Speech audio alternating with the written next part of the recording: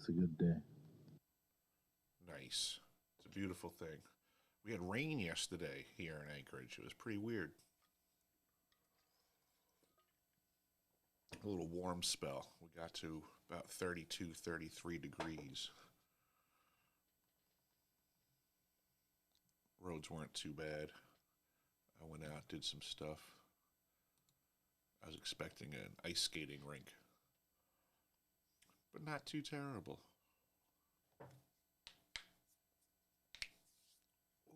That luge must be spectacular now. You know, I think the rain did help it a lot. Make the snow a bit more slickified, a bit denser. Nice base. Very much looking forwards to how it's going to turn out. Now I just have to find one of those really nice snow tubes that's like wrapped in some fabric and won't just burst on impact. I'm not kid-sized anymore.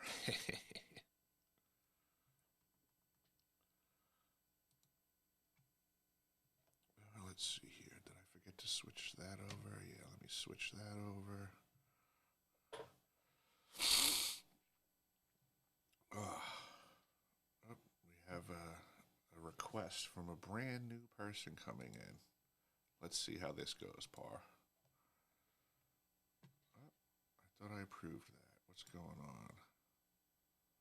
There we go.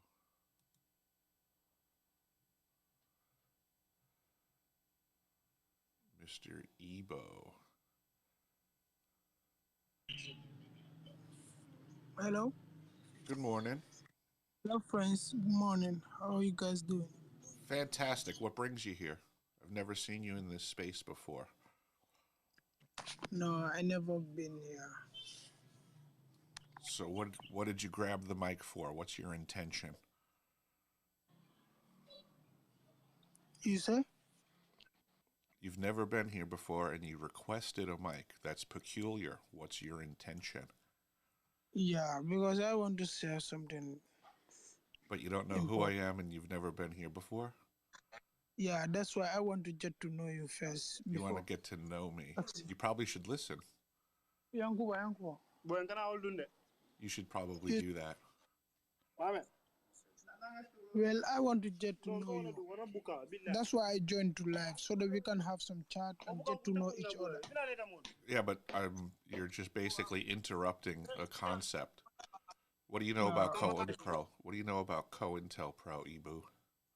Okay, I'm very sorry about that. I'm going to drop you down, Ibu.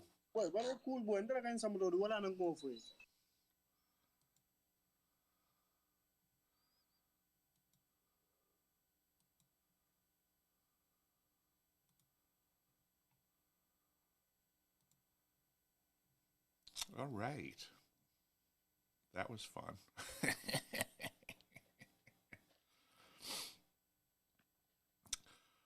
Party crashers. Good morning, everybody else. Freighter, Sarah, the C, E.T. We'll see how long Ibu wants to engage as just a listener. Run your stopwatches, folks.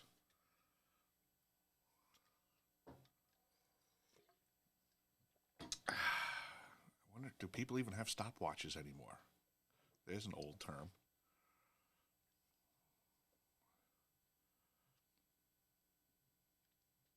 And he's from the Gambia, so I'm like, they come into our spaces all the time, to ask for money and stuff. Yeah, I figured it was going to be a request for money or some sort of Bible thumping situation. And they're gone. That didn't last too long. Was that like a minute and change?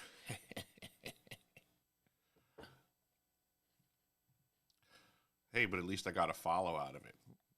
Massaging that algorithm part. Yeah. But I prefer the ones with a blue check, because then you get the algorithm better. Oh, fair enough. Yeah, I forgot about that. We got Freighter here with the blue check. My man.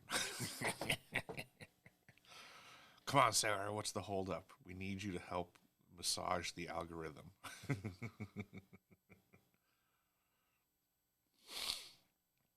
But yeah, just threw some stuff up there in the nest, some recent posts. Apparently, there was some sort of outage with X yesterday, is my understanding. Do you know anything Yeah, about that? Okay, I don't know. I suspect that it was a DDoS attack, okay. but I don't have proof yet. 10-4.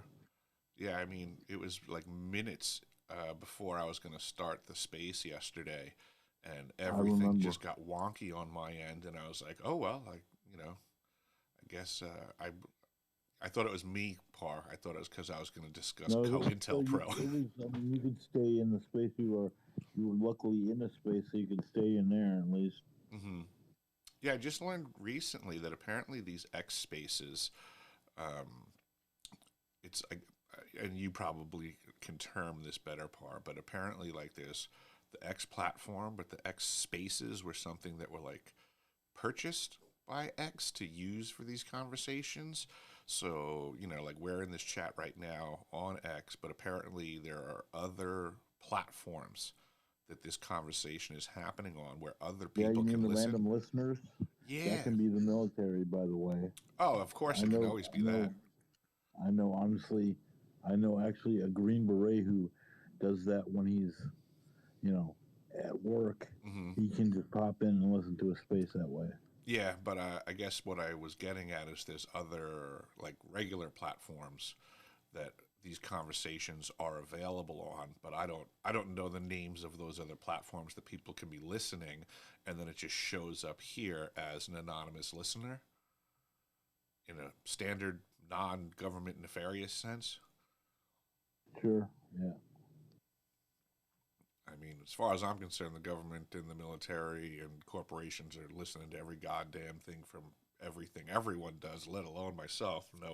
No paranoia required at this stage of the game. They're just, And then we'll just grab a copy if they want a copy of the transcript. yeah, absolutely, all day long. I'm sure, I'm sure every one of everything that I do online is going into a folder somewhere at this point.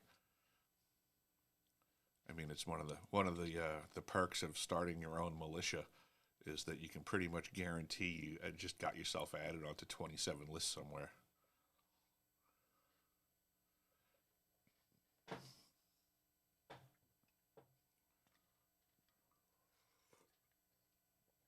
I should fire up Pizza for Patriots again and see how many COINTELPRO agents I can get to show up for free pizza.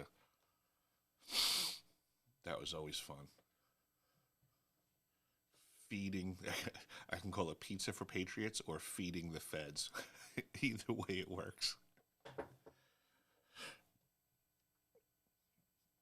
Good morning, Sarah. How you doing today?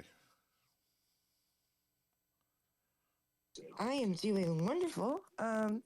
Just sending out some invites, trying to fill this room up. Nice. Yeah, we gonna get there. We gonna get there. I It's still a bit appreciate early. that.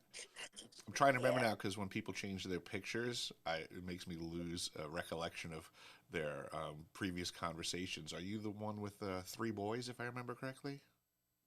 I have one daughter. Oh, then that's not Yeah, she's my she's error. gonna be 8. Okay. She's gonna be Yeah, you're fine. She's gonna be 8 in a month, and then she has an older half sister. Mm-hmm. 10 So 4. I sometimes talk about my 2 daughters, but yeah, Oh, it's it's all okay. good. Yeah, it's a family thing Yeah. at that point. Yeah, there's a lot of us on here, Eric. I don't expect you to remember all of us and all of our kids and everything. Oh, So no, it's fine. I was just thinking that you were someone else apparently with 3 boys, and that always just triggers in my head that, like, that's a person that's got a busy day. I should have been a boy mom. I could totally have handled it. My daughter, um, she is the boss. Like, and if you ask her, yeah, if you ask her, she is the boss, and she's Hmm. born in the year of the rooster, and she's master 22. She's gonna be a leader, dude. You'll get a kick out of this. So when I was doing plumbing service calls in New York, going into different people's homes all day, every day, 24-hour emergency service, I was a newlywed with a pregnant wife, and you get into people's homes and you have engaging conversations, and I would ask customers when they had children in their home, boys, girls, and stuff like that. I would throw this one out there, and I would say to them, I'm like, listen, I would tell them my situation. I'm a young dude, got a wife, got a kid coming, don't know anything about kids, but I see you have a family, and I said and I would ask questions because I was trying to like self-educate. And one of the questions that I would ask, I would say, and I would always preface it with like, these are going to be personal questions, and if you don't want to answer anything, you just tell me to shut up, right? Nobody ever Nobody ever refused any of the questions. They appreciated the angle I was firing from. But one of the questions, I would say, like, I see that you have boys and girls.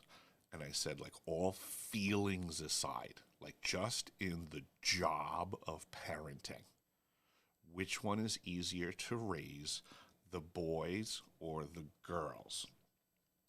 And I asked thousands of people this question.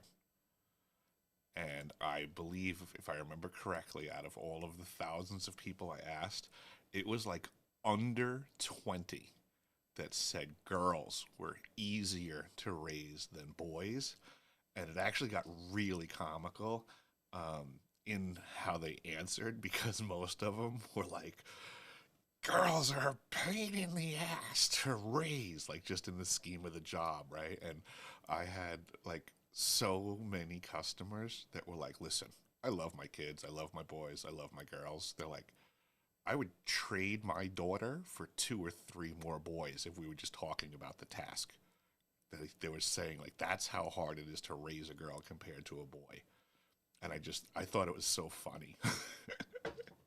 That is funny. And I heard one of my favorite sayings ever. I heard from my freshman English teacher, and I loved him to death. His name was James B. Mackin.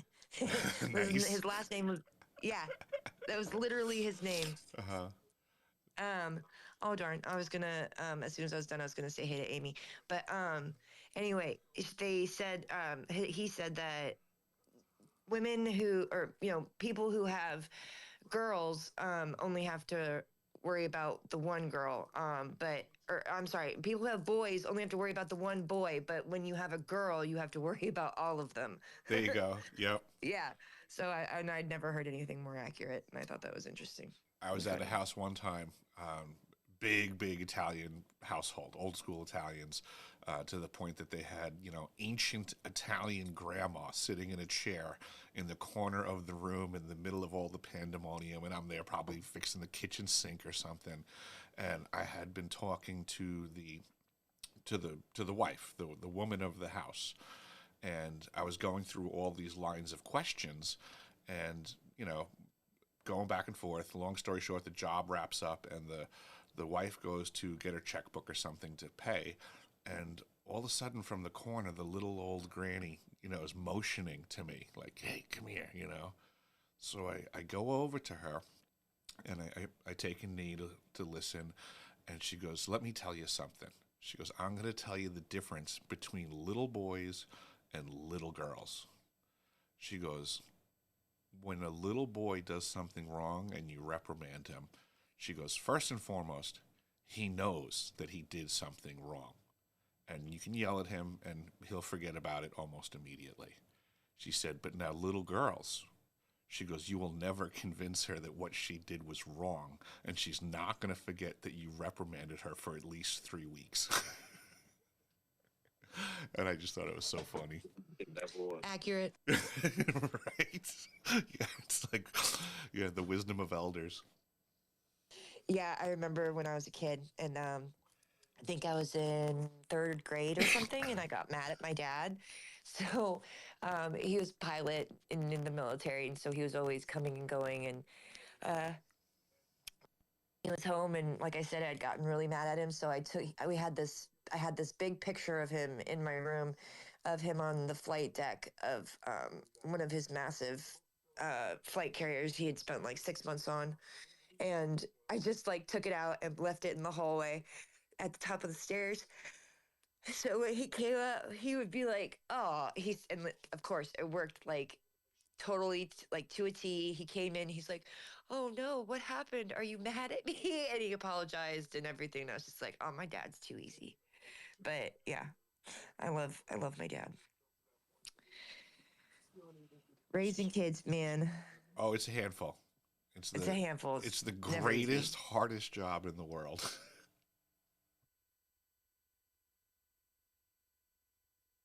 Most definitely.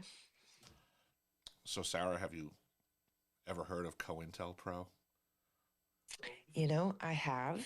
Um, and I have been learning quite a bit more about it here in these last couple of years. So, I'm not probably like the best, but I can hang, and I'd love to, yeah, contribute if I can. Nice. Yeah, I think it's a very important topic that most people are not that familiar with, unfortunately. But just out of curiosity's sake, what's your understanding of what COINTELPRO is?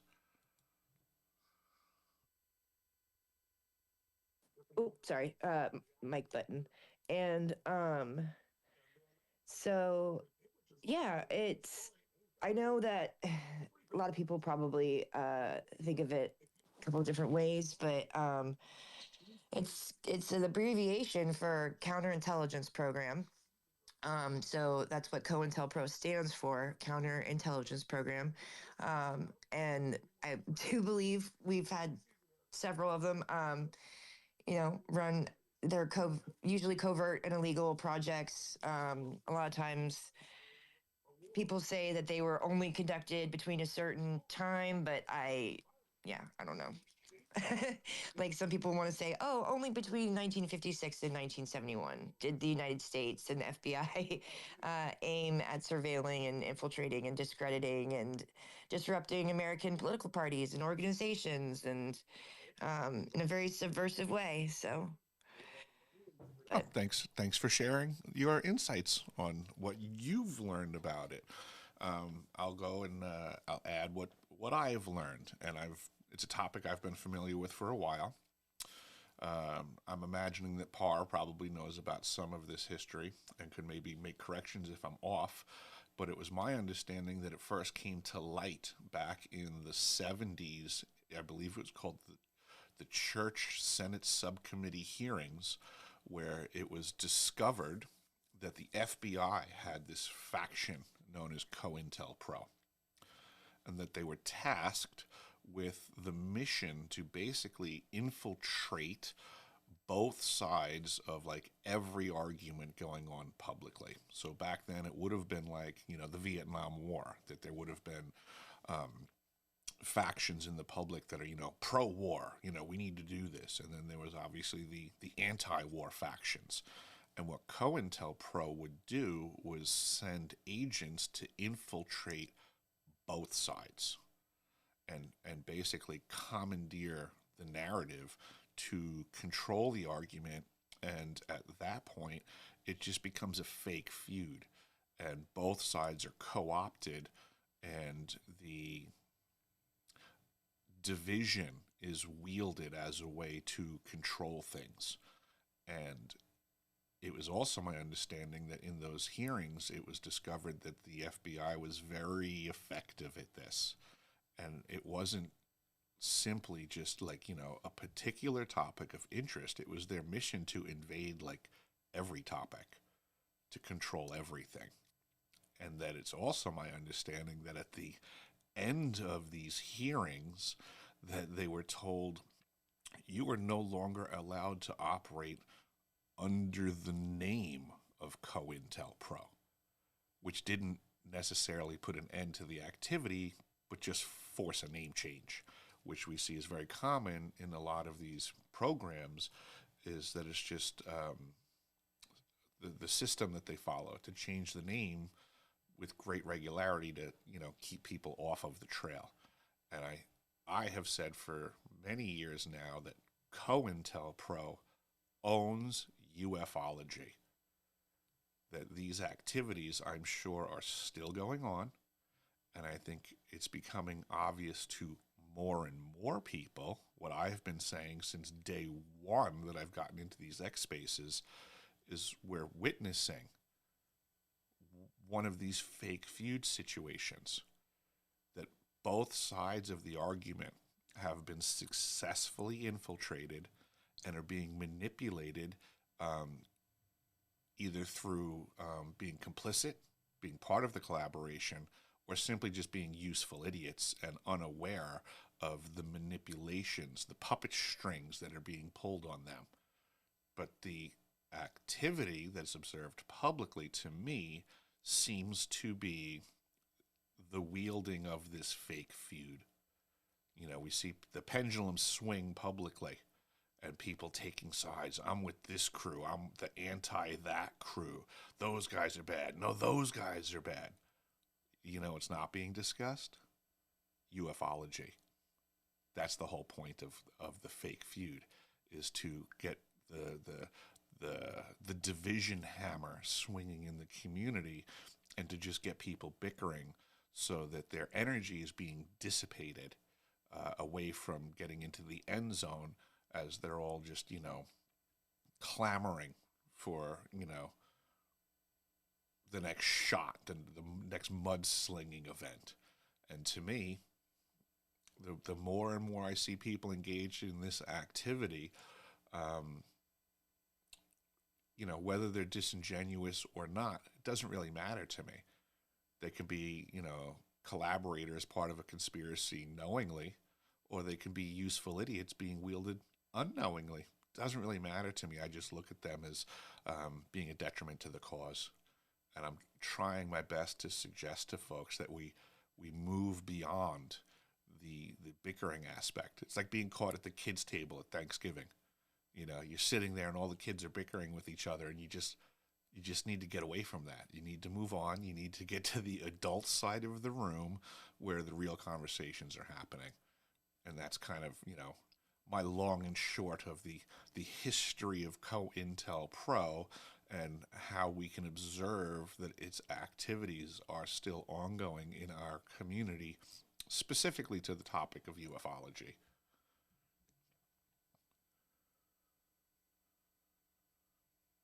I'm tired of being at the kids' table on this damn topic. You know, they always had a good excuse in, you know, like the 70s and the 60s, because there was like Bill Ayers, the guy who, the Yes, bomber. the weatherman. Right? Yeah, the weatherman. Wasn't he friends with Clinton? Possibly. He definitely was friends with Obama, because Obama got him pardoned. Oh, maybe that's what I'm getting confused with. Actually, I feel like now that you say, I think that Bill Ayers was buddies with Clinton and Obama, actually. Very much could be. It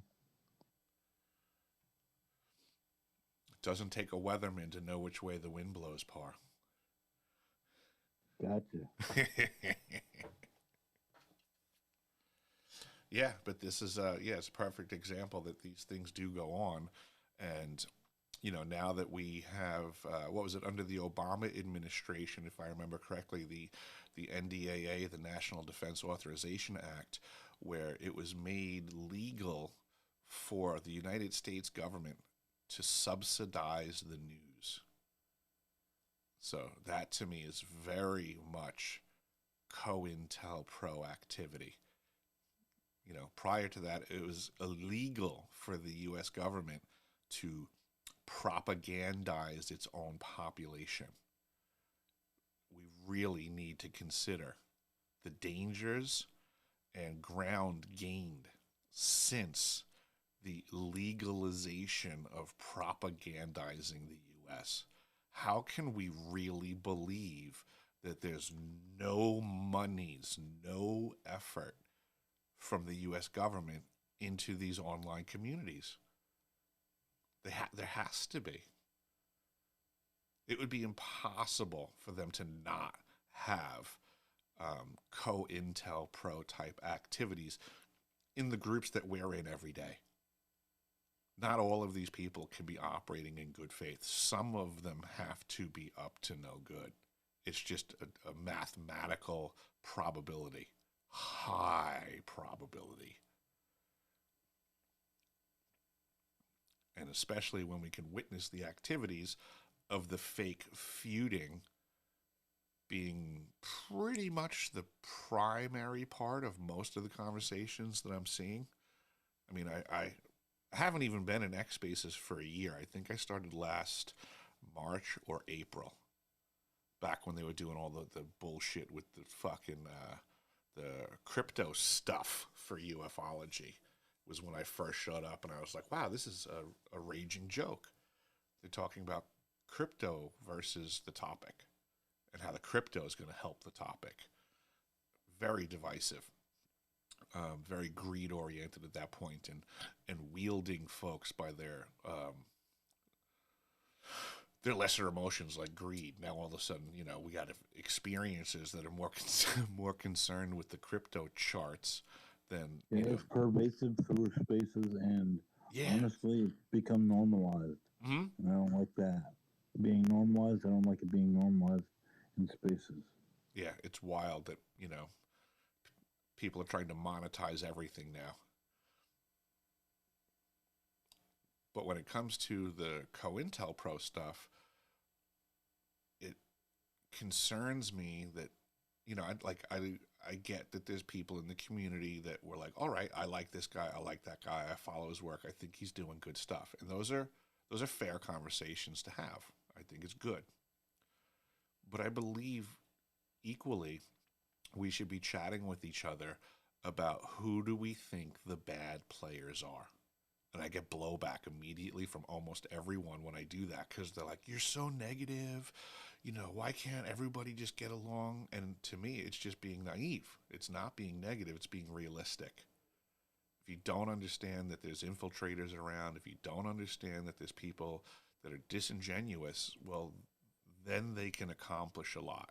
It's like if you're trying to, grow vegetables in your garden, you got to go in and weed some stuff out.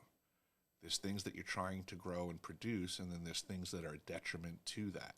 And if you ignore the weeds, it will strangle out your garden. So to me, having these conversations about who we think are the shitheads in the community that are sowing division, it's just attending your garden. We should work together to weed out the junk for the benefit of the garden. And I just wish that more people would engage such an activity, and not, you wouldn't look badly for someone weeding your garden for you. You'd be like, hey, thanks. And if many people got involved and started doing it, many hands makes light work. But if nobody's engaged in the activity, it allows the weeds to flourish. So to me, these things are very obvious, that our garden of truth has become overgrown with weeds that have been seeded by the government for the express purpose of strangling out the truth that we're trying to get to.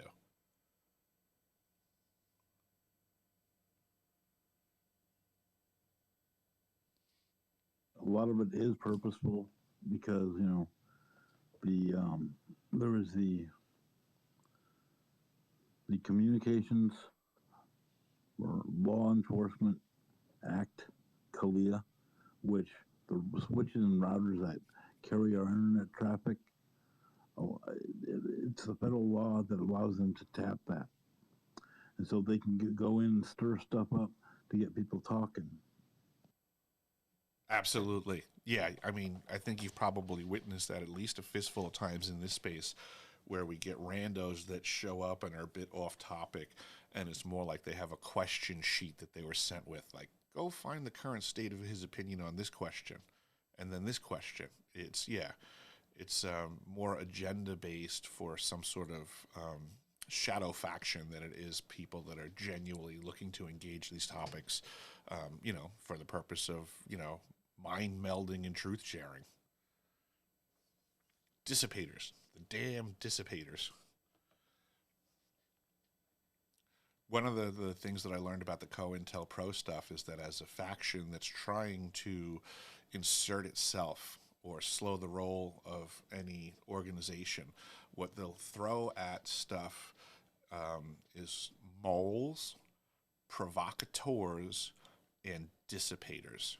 And dissipators are the most challenging to deal with because they show up with a smile a handshake, attempting to be a friend, but then basically sucking up your energy and diverting it to exhaust you or the community. And I think if people pay attention to what's going on in these, group conversations, it becomes pretty easy to identify who's dissipating the intended direction. I think maybe you have that word mixed up, because there's dissipation and there's a dissipator, Dispater.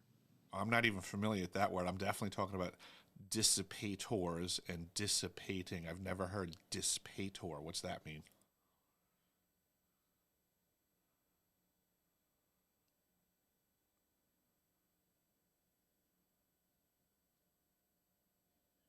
Dissipator to me sounds like anti-father, like some German thing. But dissipation, dissipator, and dissipate to me, I'm just going with the standard definitions.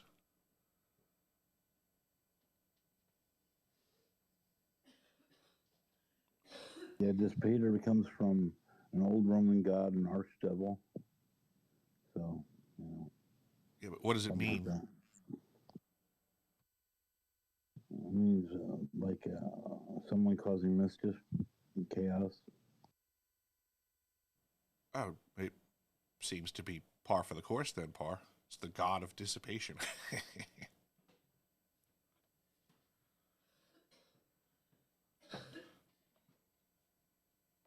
I see we got a bunch of folks in here. Good morning, everybody. If you're not following along already, please give me a follow. Check out my posts. Give a like, give a comment, give a repost. It does help. We're individuals fighting algorithms nowadays. The war to get noticed.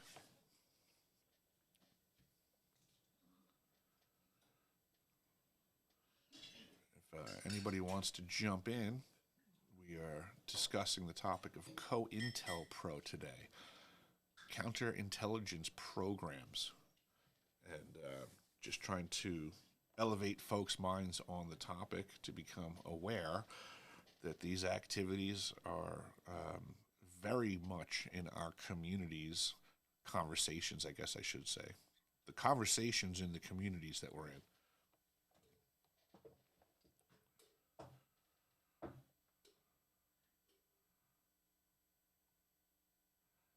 Did you get your coffee yet, Par? I have not. I'm sorry, I have not. In about 15 minutes, I gotta jump in the shower and then, make my move to get to the apartment. So I'm winding down just before I do that. There you go. Oh, I'm checking here. It looks like somebody threw something up here. It's so annoying to me, the X platform, that when you click on something and it's really small, you can't just zoom in on it. Let me see if I can increase the size on this, though. I have not been very impressed with the X desktop version here lately. Uh-huh. Yeah, I can't. There may be accessibility tools that you can use to help you too. Even when I use the standard stuff on the tab page to increase the size, from 100% to 150%, it doesn't seem to impact an image that you're clicked on. This is how Elon laughs at us.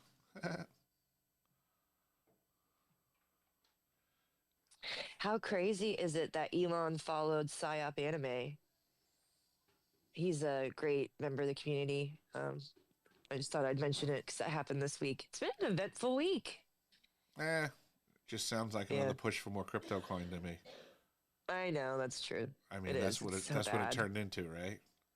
Yeah, that's exactly what it turned into. You know how profitable it could be for Elon Musk to pump crypto coin through his own platform by just giving the royal nod to anybody?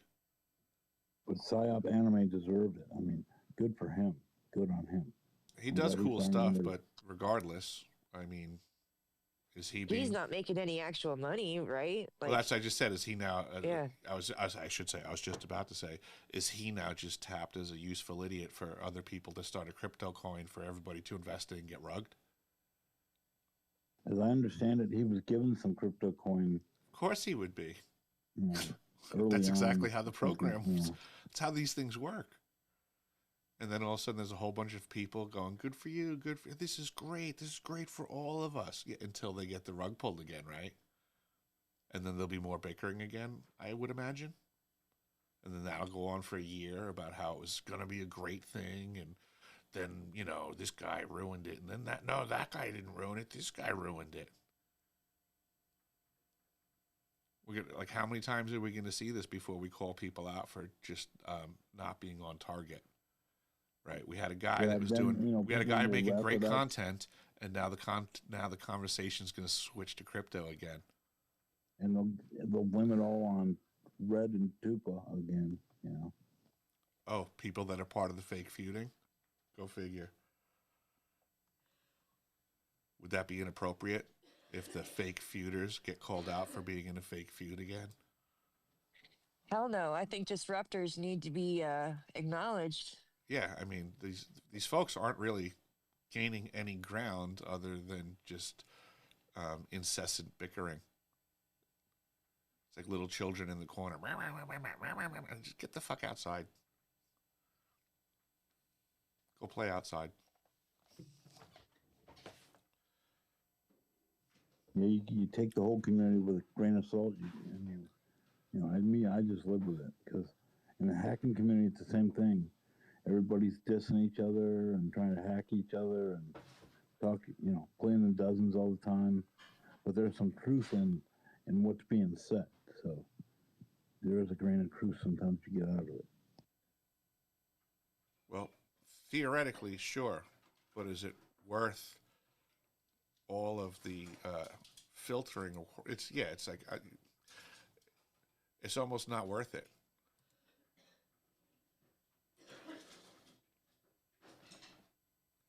To me, there should be more than just bickering going on. There should be.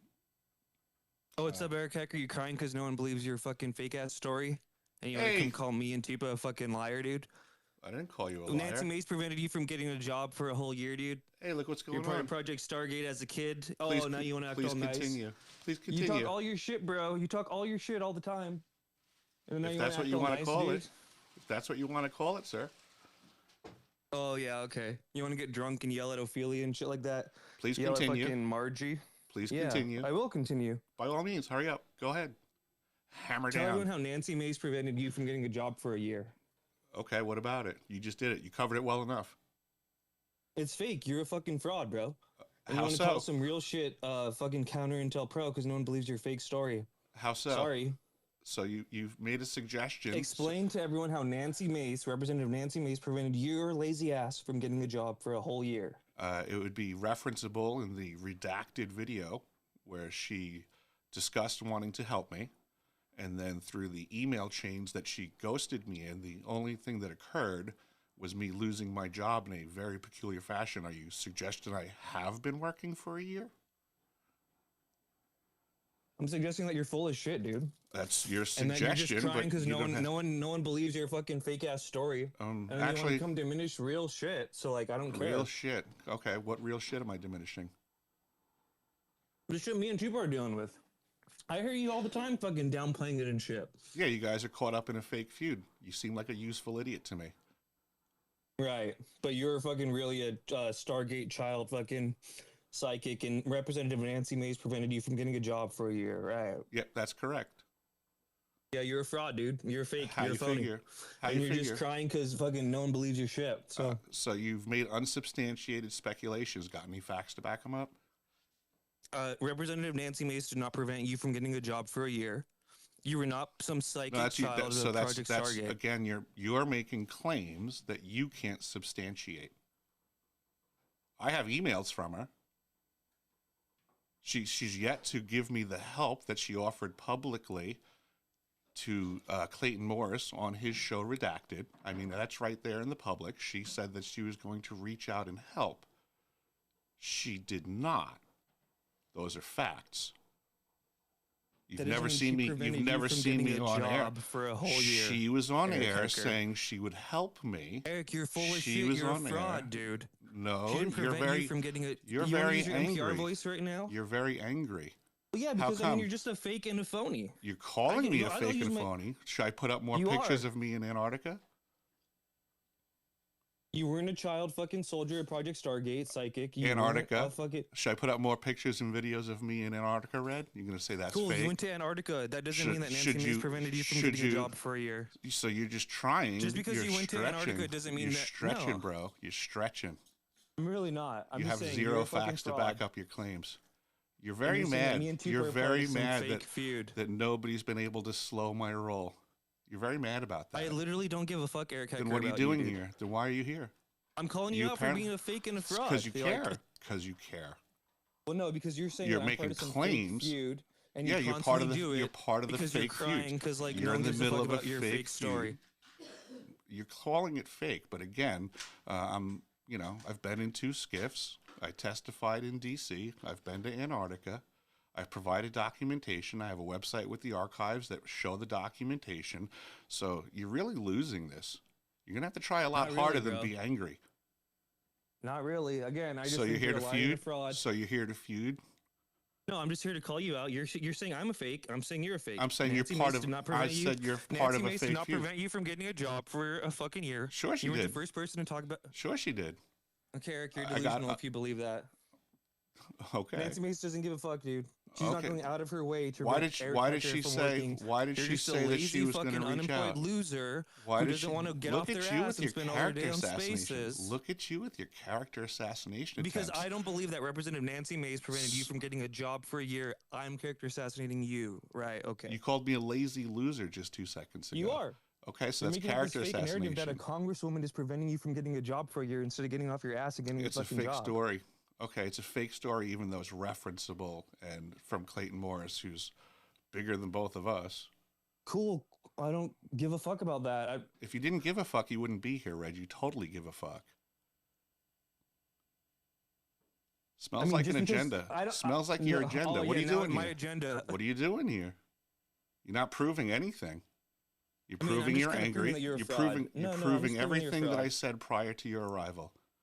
Right, now You're you're part going to of do your the little feud. NPR voice. You're a Yeah, feuder. right, okay. You're a Why don't you go get feuder. drunk and yell at girls on fucking You're a X Spaces feuder. again like you do? You're a feuder. You're a I'm a useful feud- idiot. Okay, I'll do my NPR You're voice. a useful idiot. Representative Nancy Mace You're did a not prevent you useful from getting a idiot. job for a year. What would You you were know? not a child What would psychic you for know? Project Stargate, Eric Hecker. What would You you were know? not a child psychic What for would you Project know? Stargate. What would You have you no know? documentation to prove that at all.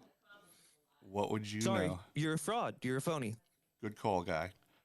Ignore the stuff that can be proven and try to go after the stuff. So when I was victimized as a child, they didn't give me paperwork. Sorry, bro.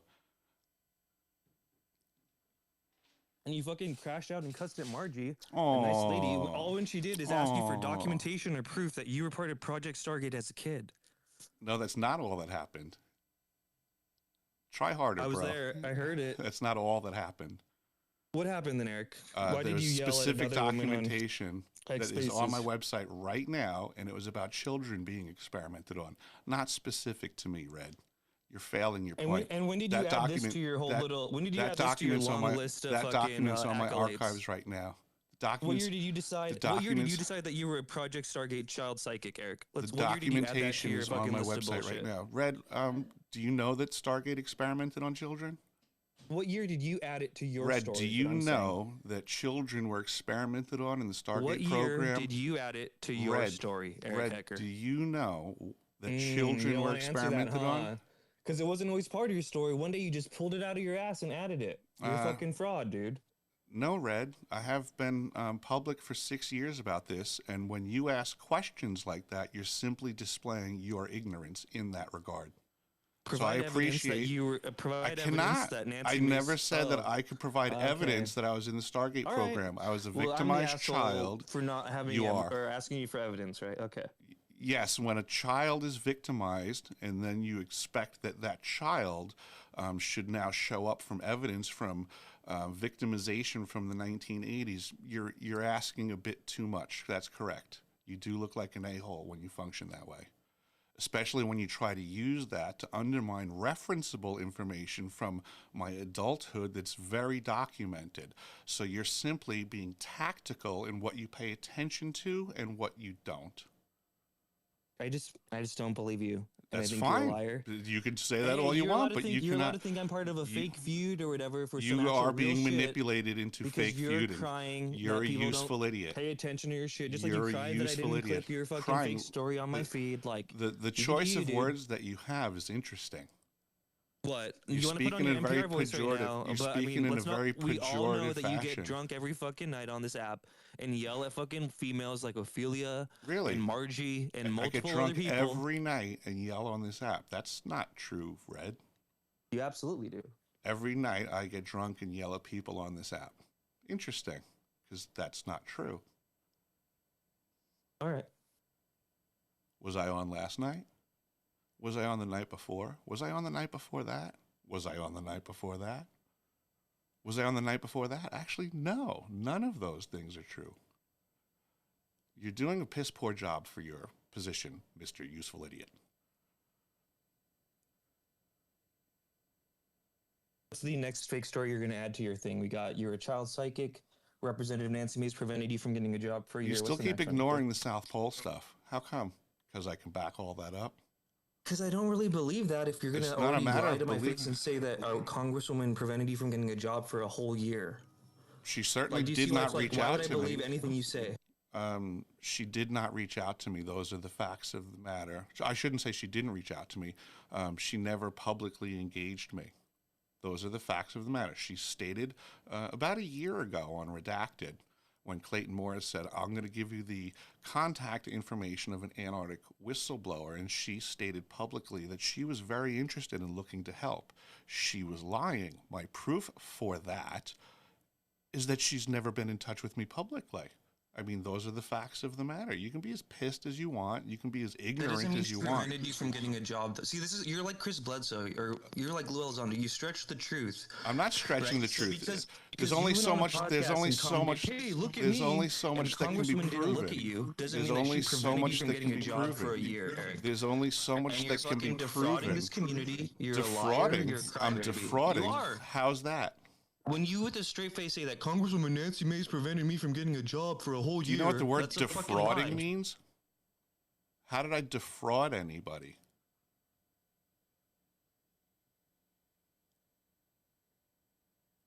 I guess you don't know what the word defraud means. Why don't you look it up? Ask your AI. You're making a lot of baseless claims. You seem very angry. Sorry, I don't follow You're you just anymore. like diminishing really shit while you Sorry, I don't lie to follow this entire you anymore. community. While I lie. Okay. Why don't you go check out that's what you think it's about? You think it's Why don't you go check out? Anymore? Why don't you go check out the archive section? There's documentation. Why don't you go look at some pictures of me at the South Pole Station? Why don't you go look at some Nothing to do with videos? the fact that you lied about a congresswoman preventing you from getting a job or I'm being a not child lying. psychic in Project Stargate. I'm not lying.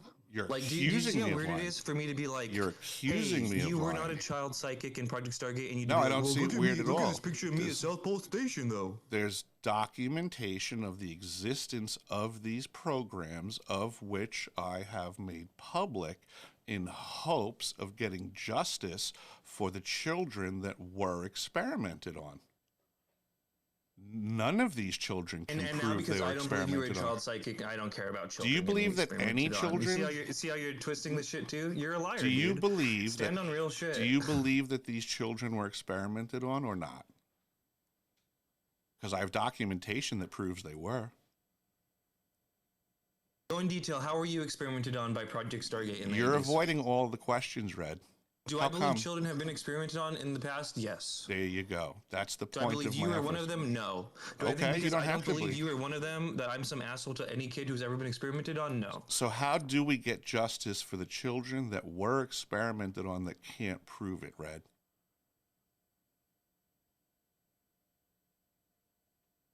We don't enable liars Maybe- like you. maybe who you just, should who make just some- try and shoehorn in their own Maybe story you into should it. make some We videos. don't enable and prop up liars Maybe like you. who you just should try make and be some videos that pigeonholing their promote thing into everything. some activity to get justice for those kids. Maybe you should. Look at your feed. Your I whole am. feed is self-serving to you, bro. You want to cry that I never clipped you up? Your entire feed is just videos of you. You're a Yes, I narcissist. have to self-promote because no one else is doing it for me, Red. So I'm grabbing the bull by the horns to engage an effort that useful idiots like you are not engaging. Here you are, drunk crying at a woman. Jump to the level of which Public. I have to shut my whore mouth. I would never tell you to do such a thing, but this is... Never mind. Never mind is fine. I'm from New York, Logan. I don't need a mute button. I'm very familiar with the activity of speaking over each other when one motherfucker won't shut the fuck up. And so I don't need a mute button. I'll just keep fucking talking. And if in the digital world, Not seeing a problem people here, need a Red. mute button to figure out how to fucking function as a human, I'm just going to keep fucking talking and do what I do because that's what I do as what's a the New problem Yorker. here, Red? And I've been in these circumstances. Yo, shut the fuck up.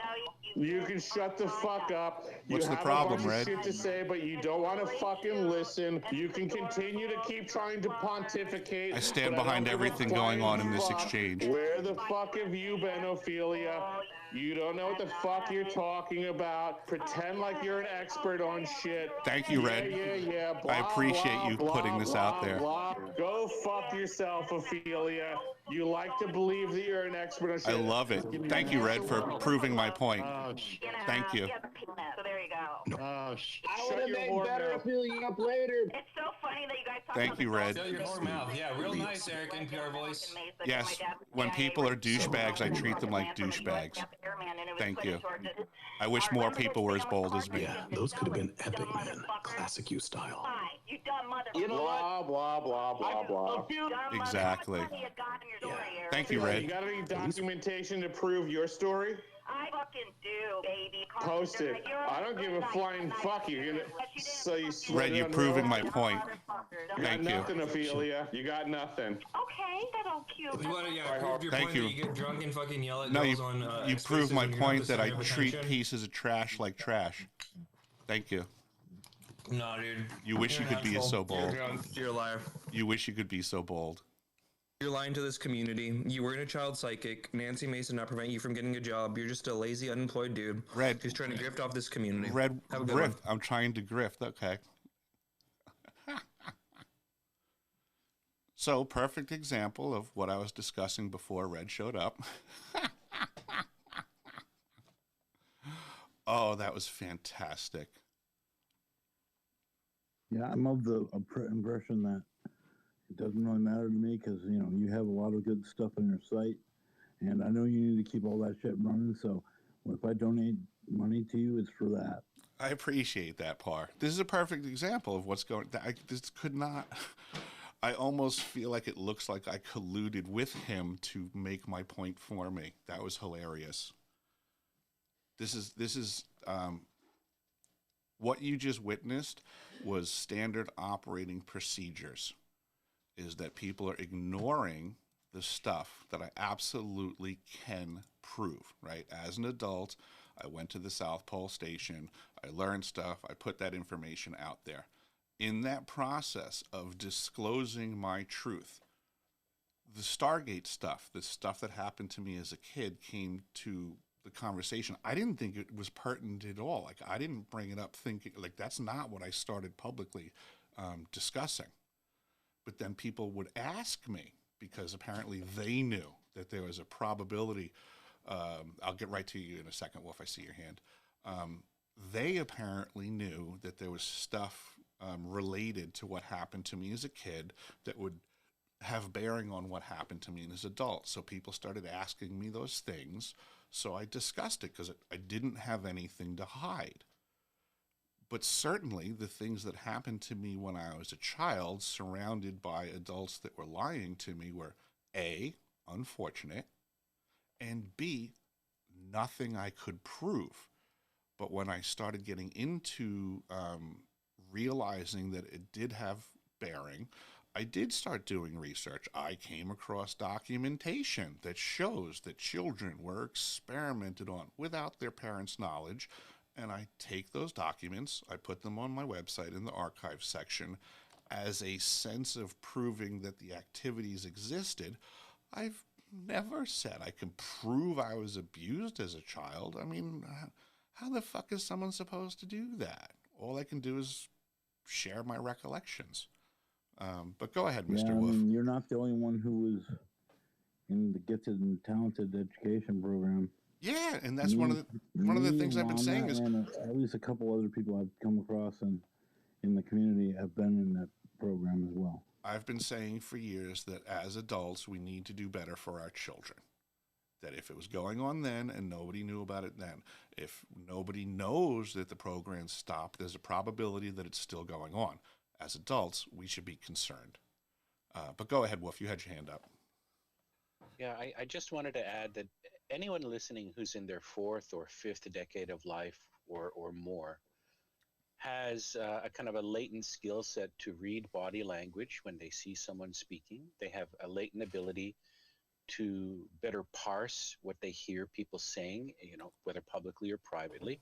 And those things line up with your own experiences, your own joys, your own traumas, your own relationships with parents and friends and with authority figures in our society. And those are like well-played notes on an instrument, right? And you can tell if it's natural or unnatural, if there's a kind of a harmony to it, right? A harmony between the reality as a listener or observer and what's being shared by that speaker. And that for me is one of the greatest metrics I use to discern someone's veracity when they explain something to me. I also pay attention when they resort to either aggressive personal attacks or slights or defensive ones. And that being said, I came very late into this space. What I just heard was a pot calling the host, the kettle, black, which, of course, should send up every red flag there is. Yeah, I mean, yeah, it was, again, I mean, it's exactly what I was talking about prior to his entry into the conversation, is that it's about fomenting discord, discord being a word that Wolf was hammering the other day. That was not coming into accord. And, again, I'm facts over feelings. So I do the best to present the facts as I know them, and somebody came in with a whole bunch of feelings, feeling that I'm dishonest, feeling that I'm defrauding. And by all means, those are accusations, but they're unsubstantiated claims. It's up to the person wielding the accusation to do anything to prove it. Yes, and that proof can even just be making it seem plausible in the immediate context and then replaced in a greater context. And I myself have not sensed that. Now, am I capable of being fooled or bamboozled? Certainly. But I've learned to pay attention to my instincts, and I feel relaxed in terms of trust and verity when I listen to Eric Hecker and a few other people on this platform, and often in these spaces. That, of course, is going to change in the future, as we all do change. But the consistency from year to year, or on even a much tighter time scale than that on social media space, from quarter to quarter, because a lot of the organizations that are operating psychological influence operations in the West are subject to regular funding cycles and other cycles that are inherent to bureaucracy. And you can very grossly map trends in topics, in levels of aggression, in redirection, and that leaves traces. And I don't quite notice that when I listen to a certain few folks on spaces. If I want to put it out there, if Hecker, is it okay if I just say Hecker instead of Absolutely. Eric? That's what I went by most of my life. I rarely hear Hecker consciously pushing anything relating to funding or promulgation of his name, because he does it, I suspect, in a fashion I find personally relatable.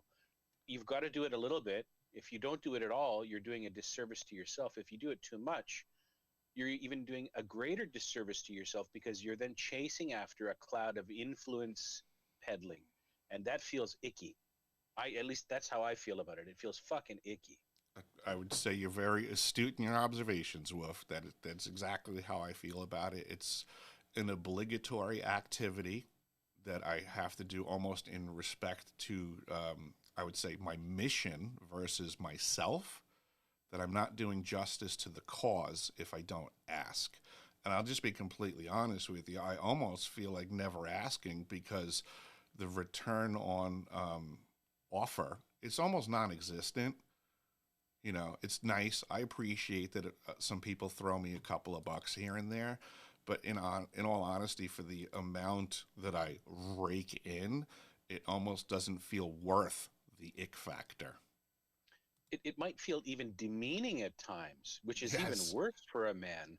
Yeah, I mean, Well, you women know, too, but especially a man. It feels very demeaning. We have expectations to be, to be drones, not drones, to be workers, to be threat absorbers in our society. Go ahead. right. I'm sorry for interrupting you. No worries. I mean, I've had my website out for years now, to the tune that it's cost me many of thousands of dollars to have this website with the archive section and all of the stuff that I've done for years documented, right? And when I was duly employed, I was making good money, and it wasn't the end of the world. As Red pointed out, I lost my job about a year ago, and it was immediately upon Clayton Morris having Nancy Mace on, where he said that he was going to pass on my information as an Antarctic whistleblower. She stated on air that she was very interested in engaging me. Well, her office reached out to me. A couple of emails later, I got ghosted and lost my job in a very peculiar fashion. So yes, from my perspective, engaging Nancy Mace got me to lose my job. That's how this works. When you're a whistleblower that won't play ball and are uncompromising in your activities, it's the only way to slow my roll, folks. As you can see, I do these spaces.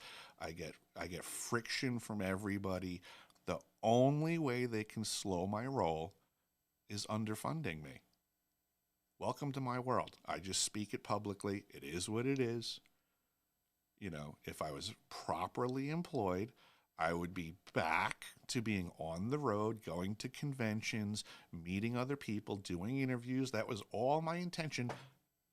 And self-funded. That was my intention, to accomplish all of those things without asking for a nickel from anybody and just doing it myself.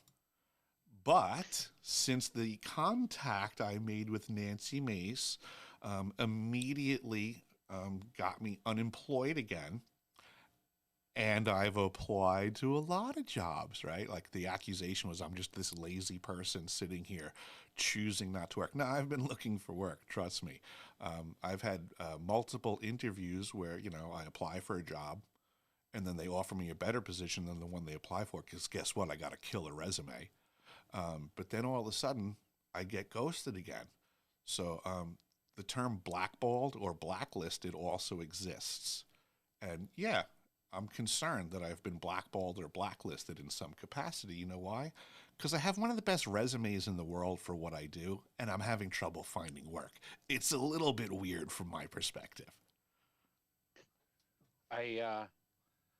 If I were you, and this might sound extremely alarmist or strange or even paranoid, and I don't mean to imply that, but if I were you, I would not accept any work in the reconstruction of the area in and around Palestine or the Levant, because you're far too removed from any chain of custody or care involving an accident that can involve. Oh yeah, they'll have me digging holes in minefields.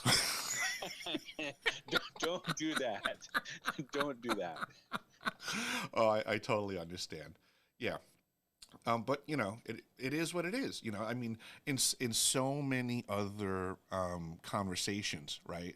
We've seen people prop up whistleblowers, right? The government whistleblowers get up on podiums and are handed microphones, and they go, my job is being threatened, my livelihood's being threatened.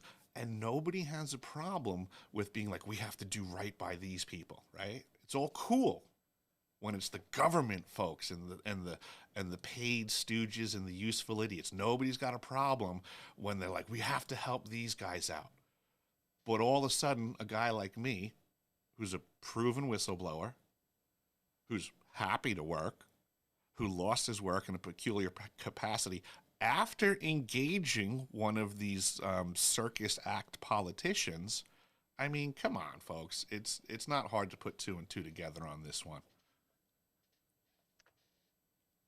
Also, with regards to Mace, it may not even have been her directly involved in any of this, because I'm certain she's a representative, yes, in the House of Representatives. Is that correct? That's my So understanding. she almost certainly then has an observer from the intel community attached to her, right? Whether embedded in her office or otherwise. And it could have been you blipping up on a radar in that fashion. Totally possible. Totally possible. I'd like folks to contextualize this. And I'm as guilty of this as anyone else. A lot of these social media spaces provide an outreach for people who can't find, in real life friends or peers. And it's very seductive to find parasocial, air quoted friends or just regular buddies or acquaintances. And in that regard, we find then that people respond to a different set of kind of, internet incentives, right? Which are different than incentives in your real life. And we all are involved to one degree or another in a little bit of conspiratainment in this kind of discussion space. And I'm not castigating anyone for that. I'm merely observing it. And that provides an entire different set of incentive structures that are often very kind of subconscious or sub rosa. In our lives, we all respond to mate selection pressures, men or women, right? You want to look better, smell better, talk better, dress better. Well, parasocially, that same kind of reputational investment exists in different dimensions. And it's very easy, of course, to enjoy the Latin American kind of soap opera drama of a lot of these topics, right? They're like, cool, fireside chats with buddies with, a little bit of your favorite recreational, chemical or drink. And you have a good time and you bond. And ideally, it's meant to stimulate thought and conversation, but ultimately action in the world. That move from the world of possibility and discussion and exploration, that move into the world of action, that's a phase change, right? That's like a caterpillar molting and then turning into a butterfly. If you don't want butterflies around clouding up your information space, you keep them in a permanent state of chrysalis, right? A permanent state of slumber or neuter, right? A neuter status. And that's what reputational assassination does on these platforms. So I would encourage people to consider who it is that is actually talking about, long-term change potential and long-term consequence, absent that change, for your lives in the context of technology, in the context of military overreach of their penetration into society, in the context of the structures of government power, right, abrogating their sworn duties, right, and the implicit ethical and moral duties they have to work for the better interest of the constituents, as opposed to their funders and their other, let's say, more privileged associates. And between any conversation, of influencers on this site, you can immediately tell who's on what side if you listen long enough. Now, I won't tell you who's on what side. That's up to you. But the things I just described, if you think about your own life, you can map corollaries, right, from your dating life, from your marriage life, from your different friend circles.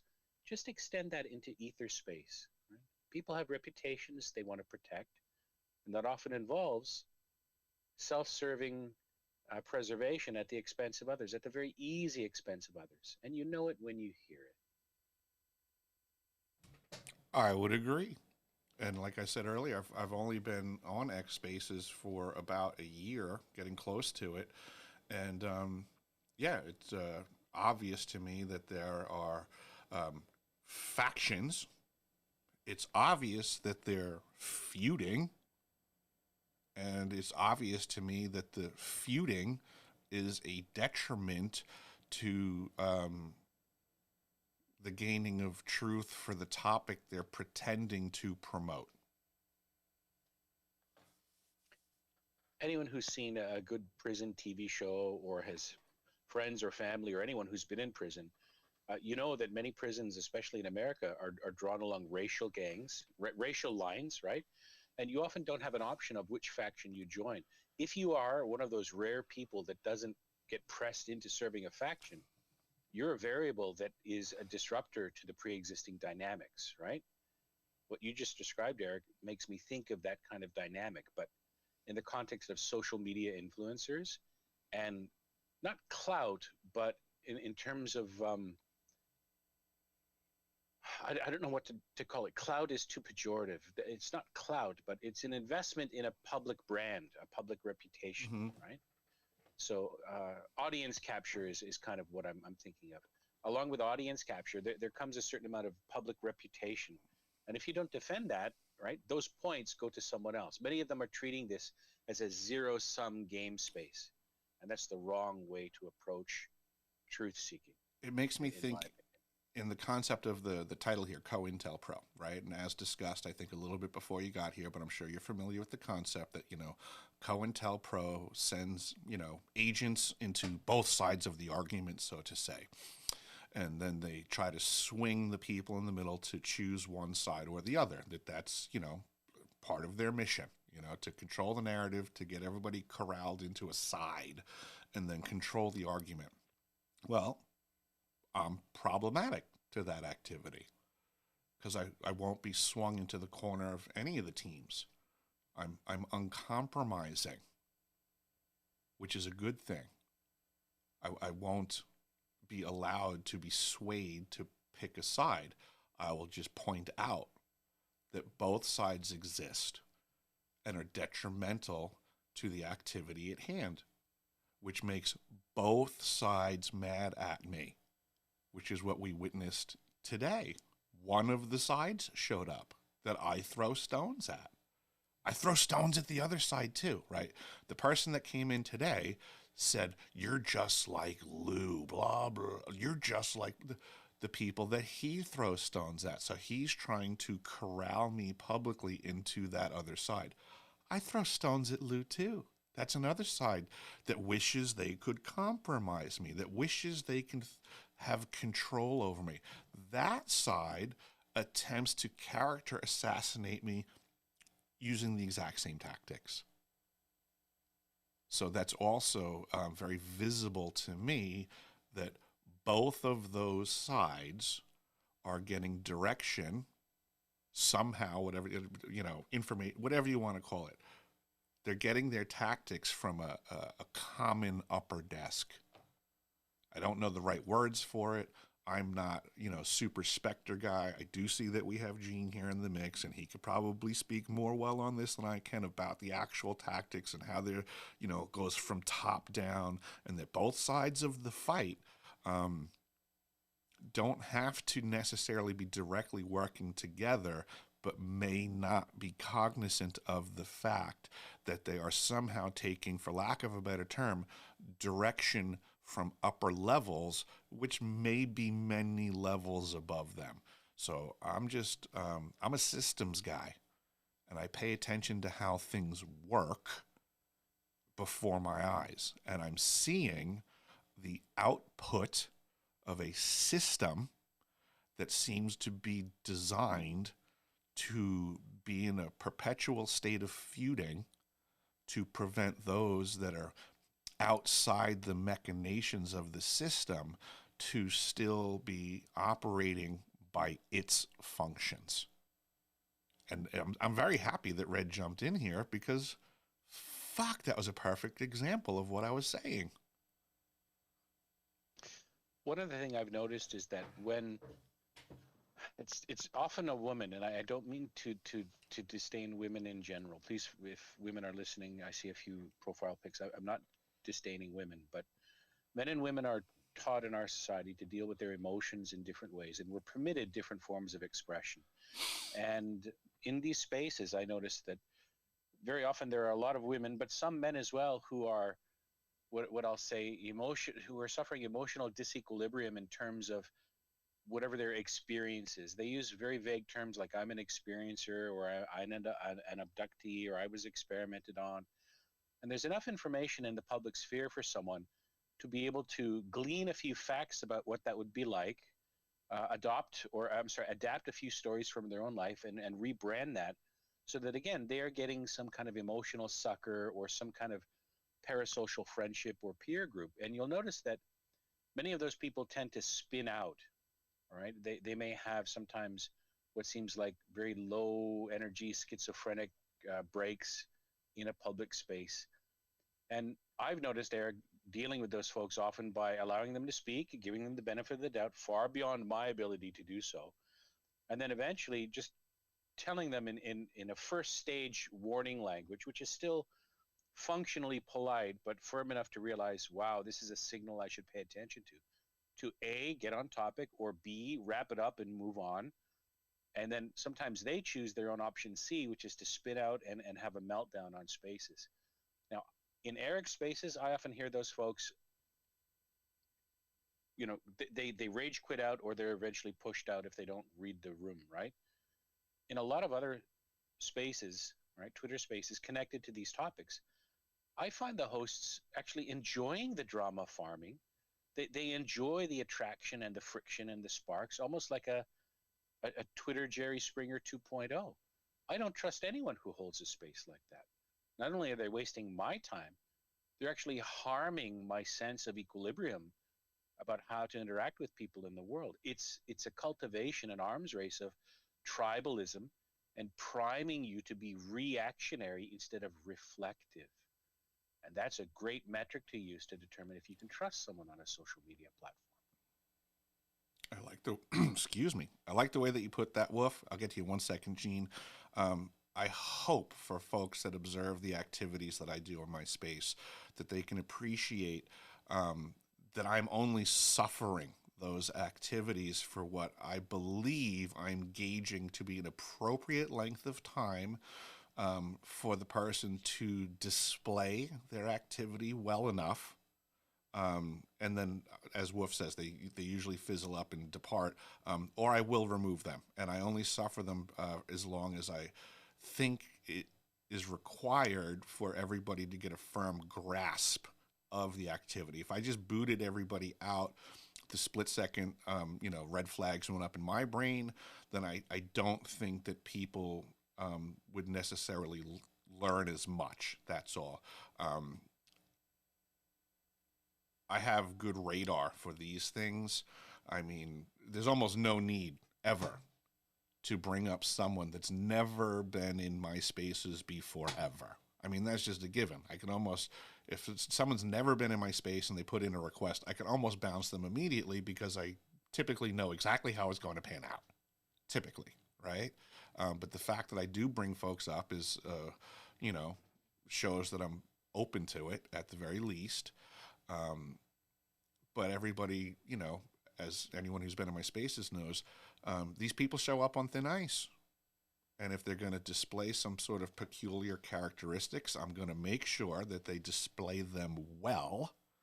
And then if it turns out it smells like trash, I take the trash to the curb because that's the appropriate thing to do.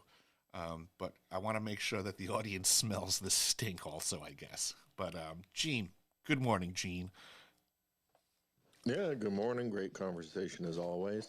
I just wanted to touch on a couple when you were last speaking before Wolf gave his input. About the COINTEL and the working both sides. What came to mind for me is just to stress that you frame it beautifully as always. And communicate it in a great way that gets people's minds around it without delving into or risking or crossing a line into, just communicating paranoia, right? And I think that's important for the audience to look at and consider and discern as they're listening to all these conversations. And, I go back to one of the early lessons I had in my career, where my mentor / handler, was talking about. He used to phrase it as the turtle on the fence post, and it asked, if you see a turtle on a fence post, what are you doing? naturally I start going into investigative mode and trying to break it down and solve the riddle of the turtle on the fence post. And he's like, no, stop. Just know something is wrong. Something doesn't feel right. And let that inform everything and every move you make going forward. You don't need to solve it. You don't need to resolve it. You just need to have that introspective awareness that something doesn't feel right or come across right, and let that inform and guide what you're doing going forward. I totally get that. It's a great point, because like in regards to the fake feuding, I know something's the matter with the existence of the situation. Can I define it super tightly to get to the point of the problem? Absolutely not. There's way more variables that I'm not experienced in. I think of it like doing a root cause analysis. You can only do that in something that you're versed in, right? You bring me to a job site and there's a total catastrophic failure of the heating system. Well, I can get it back up and running, and I can do a root cause analysis to figure out what went wrong, come up with some new procedures to hopefully prevent that from happening again in the future. But you take me outside of my trade, outside of my field of expertise, I'm going to be hard pressed to give you a good root cause analysis on the situation. But I can certainly be cognizant that something's the matter.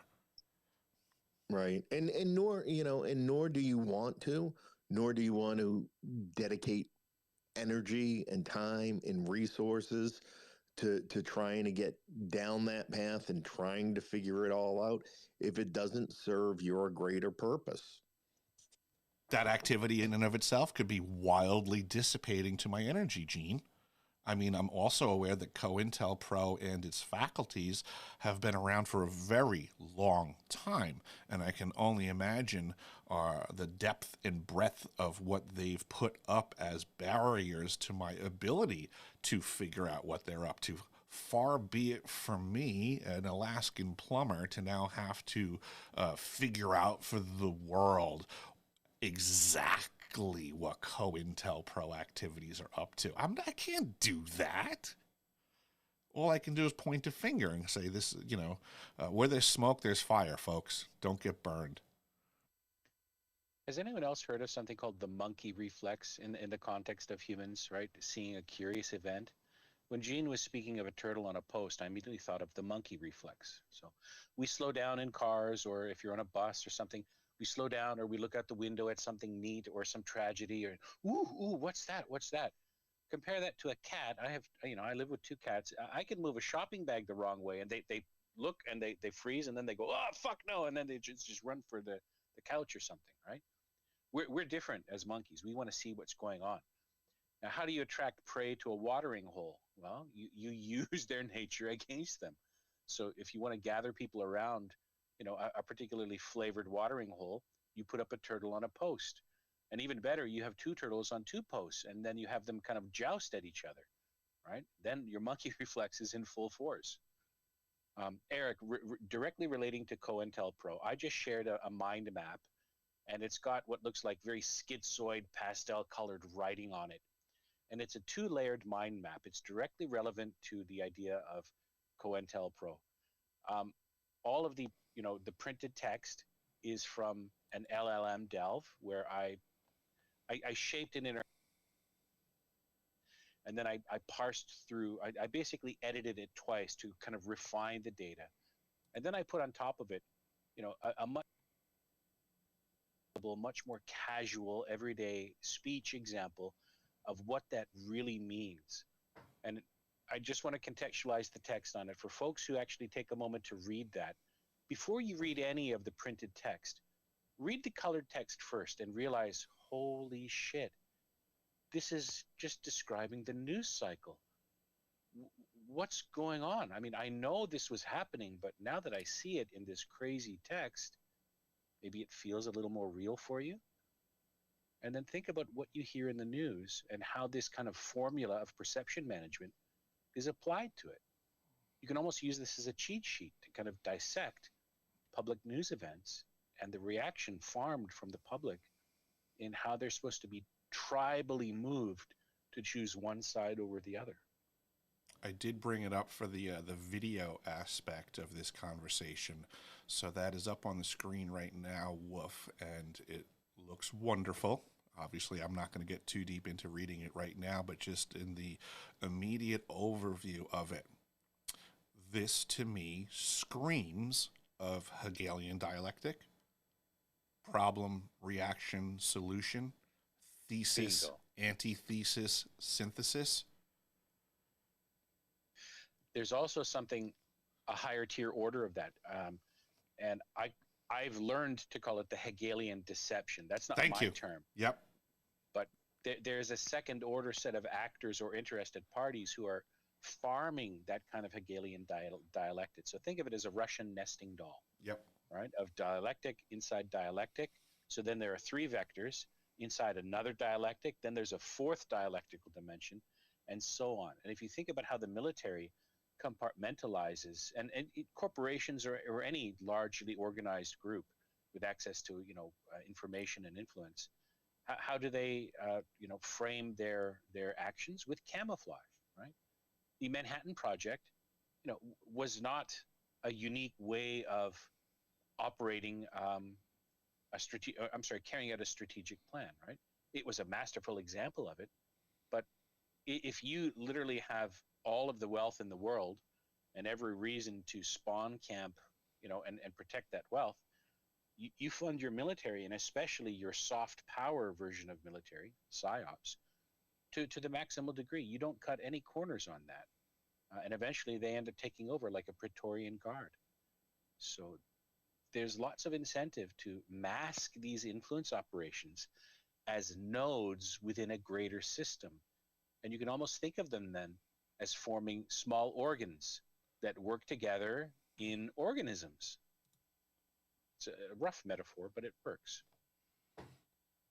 Works for me. Yeah, if anybody's not checking out Woof's page, Woof puts a lot of great content out there, and I think he has like a scalpel-like mind that he can cut through the BS. And I was going to say this little image, not to be discounting with the word little, just in regards to the size of it on my screen.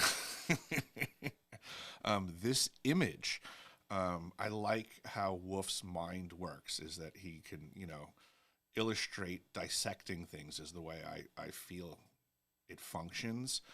And it's, at the very least, worthy of debate, which to me is a great first step, a filter, is that a lot of the stuff that we see in these conversations happening publicly on these spaces, to me, they're not even worthy for debate. Like, it's like I was saying earlier about being caught at the children's table at the Thanksgiving meal. It's like, ugh, like you don't even want to engage that level of juvenile bickering. So the stuff that Woof puts out, I would say, first and foremost, is very worthy of debate. And then at that point, at least you're engaging a real topic. Take your sides as much as you want, but, at least it's real meat to chew on. That's what was a bit frustrating with, even though it was a good example, when Red came in earlier, he was coming out of the gate with his feelings, right? I think you're a liar. I feel like you're a fraud. Like, okay, well, those are accusations. By all means, get to the meat of the conversation.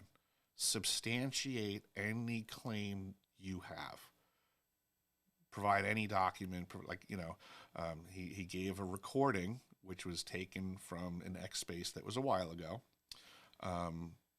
where there's a woman that's known to come at people sideways with great regularity.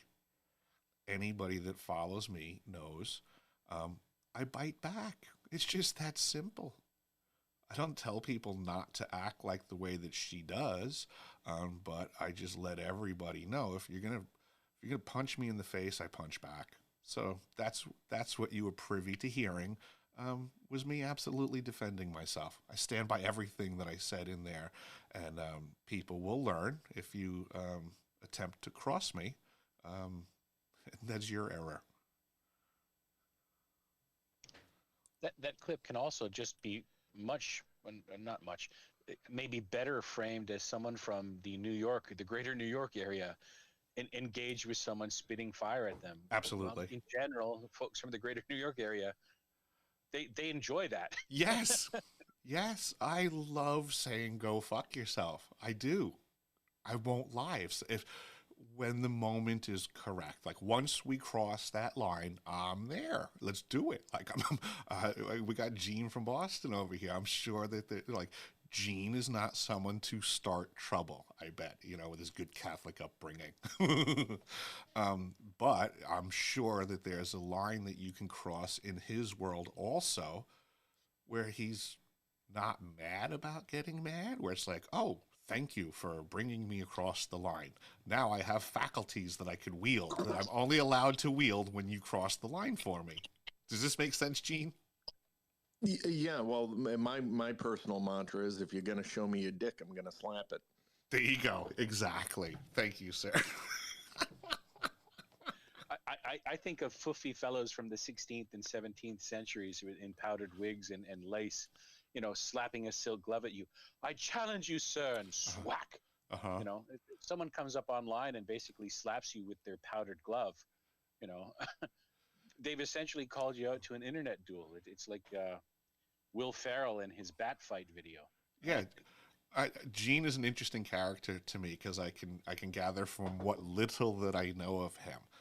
The people may make the mistake, right? You could probably find Gene walking out of an opera house dressed all fancy on certain evenings, and you may make the mistake of thinking like, oh, I'm gonna go talk to shit to this guy. I'm gonna pretend I have a knife in my pocket and I'm gonna mug this guy, right? Like somebody might make the mistake of thinking Gene's an easy target, and I just like. If that was to ever occur, I would just hope that like there's cameras running and I get to see that. There have been a couple of instances in social/business, let's say, times. There's been a few where people have mistaken my good nature, cooperative spirit for weakness, and have tried to screw me over, and then the wrath of hell falls upon them in their personal and professional lives like they never imagined. Yep, I can get that. I was talking the other day, Gene, I don't know if you were in the room, but I was talking about like there's a special plumber's handshake for if I don't like you. Squeeze. I have wrench hands. So it's you grab with the right hand, but then you take your left hand and you place it behind the elbow of the other person's right hand so that they can't pull away. Oh yeah, yeah. And then you just give that hearty handshake as they're looking at you like with tears in their eyes, and you're just smiling like, "Hey, nice to meet you." Yeah. No, I've often. I mean, there's still a few out there that it has been slow. I take the slow roll. Mm-hmm. I will systematically pull their soul from them thread by thread, giving any opportunity over the long term. Gene, so you're saying it's potential you may be harboring some grudges? Oh, it's 1,000% fact. Gene is a fan of the old saying, revenge is a dish best served cold. Yeah, pretty much. Yeah. I forgive, I don't forget. Right. Now I don't go out of my way. Right. But when the opportunities present itself, they're certainly leveraged. Mm-hmm. I always say I don't wish ill on people, but when karma happens, oh, I grin. And sometimes karma even allows me to be the balancing factor. And then I heartily chuckle.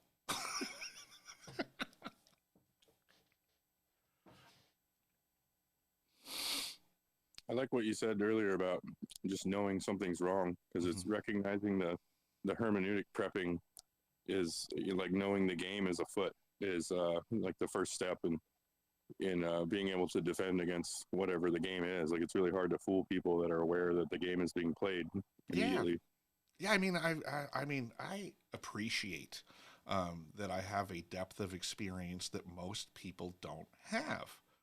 I could, you know, tell when something is the matter. I have great spidey senses. So I can appreciate when other people are like, well, you can't prove that. And it's like, I don't have to fucking prove it. I'm not in a fucking court of law. If it's my belief that that's how it went down because of my life experience, I have no reason to withhold my belief system and my understanding of the situation. And I don't necessarily need proof to anybody, right? If I have enough, I'm trying to think of the right word, enough evidence, not necessarily proof. If I have enough evidence that convinces me of my perspective, I'm really fucking entitled to that perspective. And certainly not chicken shit. I'm happy to discuss it. This is the path that I've walked. These are the things that have occurred. This is my understanding of it. It would be really cool if other people were so bold. Imagine if I didn't. Imagine if I didn't go to Washington, D.C. with the information that I had and the experiences that I had. Imagine if I was just like, nah, I'm going to let that slide. The world doesn't need to be concerned about directed energy weapons. Let them all suffer for eternity. But now, 6 years later, right? I've been at this for 6 years. Just recently with this Venezuela event, can I say that there's any semblance of the general population discussing directed energy weapons in any capacity? 6 years later. I would say the fact that I've set the foundation stones on this topic for 6 years makes for a more solid conversation in the future for anyone else looking to engage.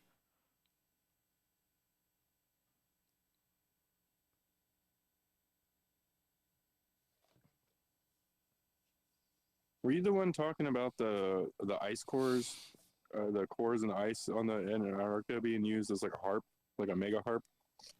Yeah, pretty much. That's close enough with the words. Okay. Yeah, there's 3 directed energy weapon systems that I identified functioning down there and testified to. And what we see in the community of fake feuders is they won't engage that conversation, which I would say is for a reason and by direction. And instead, they will target me through character assassination attempts, as we witnessed, by getting to topics that I of course, could never prove. I was abused like a fucking maniac when I was a kid. I discuss it publicly. Sorry, I can't prove it. That is a detriment to the children that are still being abused. I wish I could do more. I will try to do more. The people that are trying to slow my roll are very pissed that I continue in the direction that I'm going without being compromised by their fake feuding.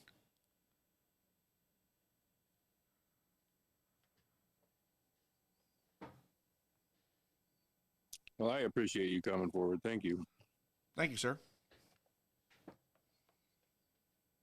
Yeah, I mean, if as a group of adults, we can't come together and work hard to make the world a better place for our children. I mean, just the simplest of fucking concepts. Holy fucking shit.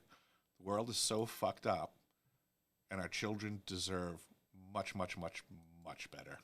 I mean, let's find common ground. Wolfman and I had conversations before where we had said, like, you know, that it would be nicer if we just got past the things that we disagreed upon and focused on the things that we do agree upon, and we could accomplish more faster. So to me, like, all bickering aside, you know, devil's in all of the details. Like, as adults, here's a topic we can all agree on, I believe, is that the world is really fucked up and we should make it better for our children. And if you can't agree with me on that, then I'm just going to put you in the category of my fucking enemy. Like, straight up. Like, we got Gene threw his hand up there. Go ahead, Gene.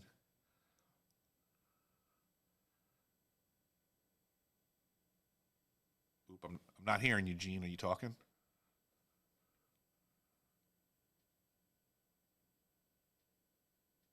Uh-oh. Wolf, are you talking? Ruh-roh. Let me reset to the other thing here. Apparently I'm getting audio issues. Give me 1 second.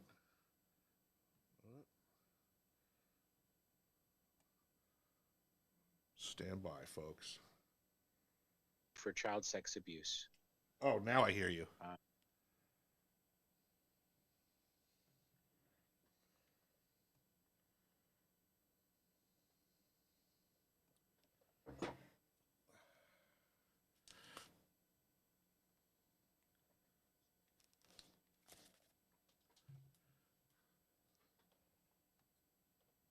Sorry about With his, I heard anyone, but now I'm back. Yeah, can you hear me now? Yes, I can. Oh, okay, great. So you know, the point I want to make,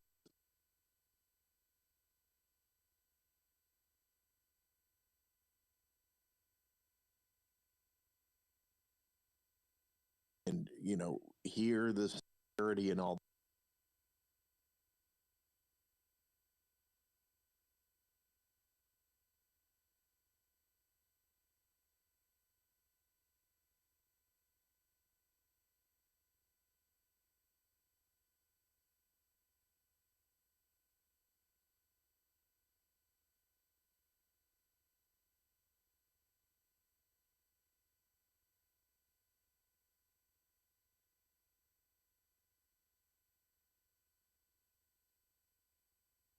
Somebody, I don't know if it was Wolf, you know, sorry that came in that mentioned it earlier about co-opting narratives, because my thing became, at that point I started thinking, well, you've just laid out all these horrible things that are happened and you say are still happening. So you know, you're using your platform and your voice to pitch your products, as opposed to, like, I don't know, maybe find these kids or reach out, or you know, or work with state legislators. Like, there's 100 other things based on the setup that came to mind that I was expecting it to go to, other than a pitch. Totally understood. It's super problematic, right? So all I can do is find documentation that proves that these programs have a history, that they did exist, and there's people's names all over this stuff. SRI, Stanford Research Institute, is all over this stuff. Okay, there's people that are still alive today that are in these conversations, that are being spotlighted and pedestaled. Hal Puthoff being one of them. Who's that other guy from New York? Sarfati. So these are adults. These are old men that their name is all over these projects from back in the day, but nobody wants to ask them any questions.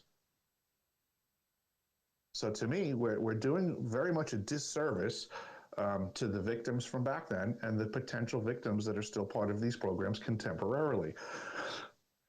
As you folks are witnessing, this is the blowback that I get from both sides of the community, right? The fake feud. Both sides will attack me from my position, which is all I'm doing is challenge them to do more than engage in the feuding. That's my gripe with them. I believe Panda's a great content creator. I believe Chupacabra is a very talented content creator. I'm criticizing them for the content they wish to engage and create. The term is carrying water for them. Okay, these people are carrying water for certain people or topics by engaging and creating for it. Even if, like, if I was to spend all day long creating content that says, I think Lou is full of shit, I think Panda is full of shit, I'm still technically carrying water for them. I'm still creating content for them. Even though I'm coming from a position of not liking them, I'm still fueling their fire. So this is why I don't typically engage. I'm only bringing it up today because it's the topic, COINTELPRO, fake feuding. It's like, I'm not sitting here making spaces every day, throwing stones at these people specifically in a fake feuding capacity.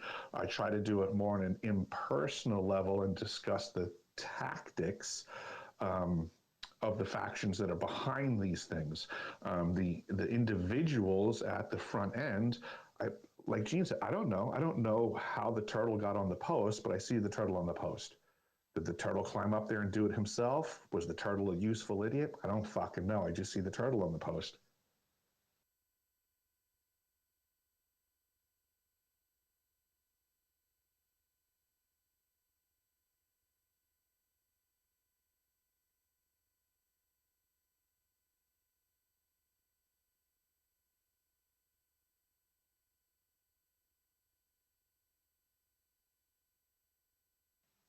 Gene, this should be right in your department of expertise to give a shining light.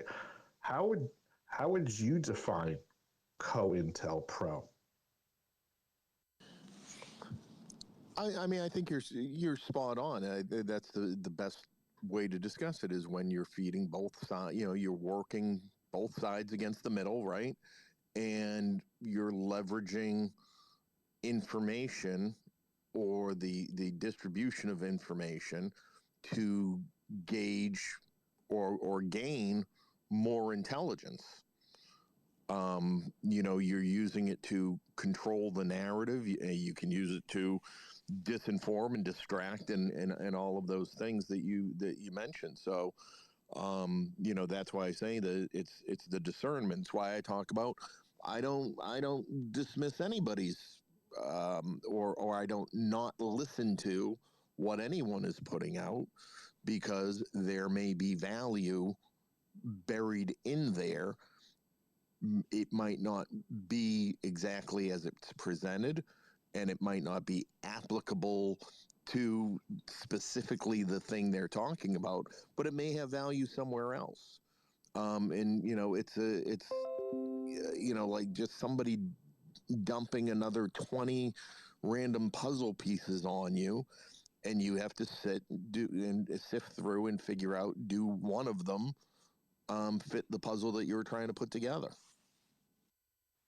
Is this type of activity, obviously, if you can't say things in great specificity, I understand that, but I'll ask the question regardless. Are these types of tactics anything that you have wielded in a way that you can discuss or witnessed in your working environment to some level of being to maybe illustrate for the audience, like how this stuff goes down? I'll say one of the more brutal applications was doing, operations and investigations into the Russian influence of black market fuels. And so we identified that along the trucking route bringing crude into a refinery, that there was a point at which it was offloaded, replaced with water. So obviously the drivers are in on it, and then the lab technicians that take the samples are in on it, because when they pull the sample, it's obviously water and not crude. And the first few times it was identified, and we tried to, have not only just get intel from the lab technicians, but also then get them fired, if they did not cooperate.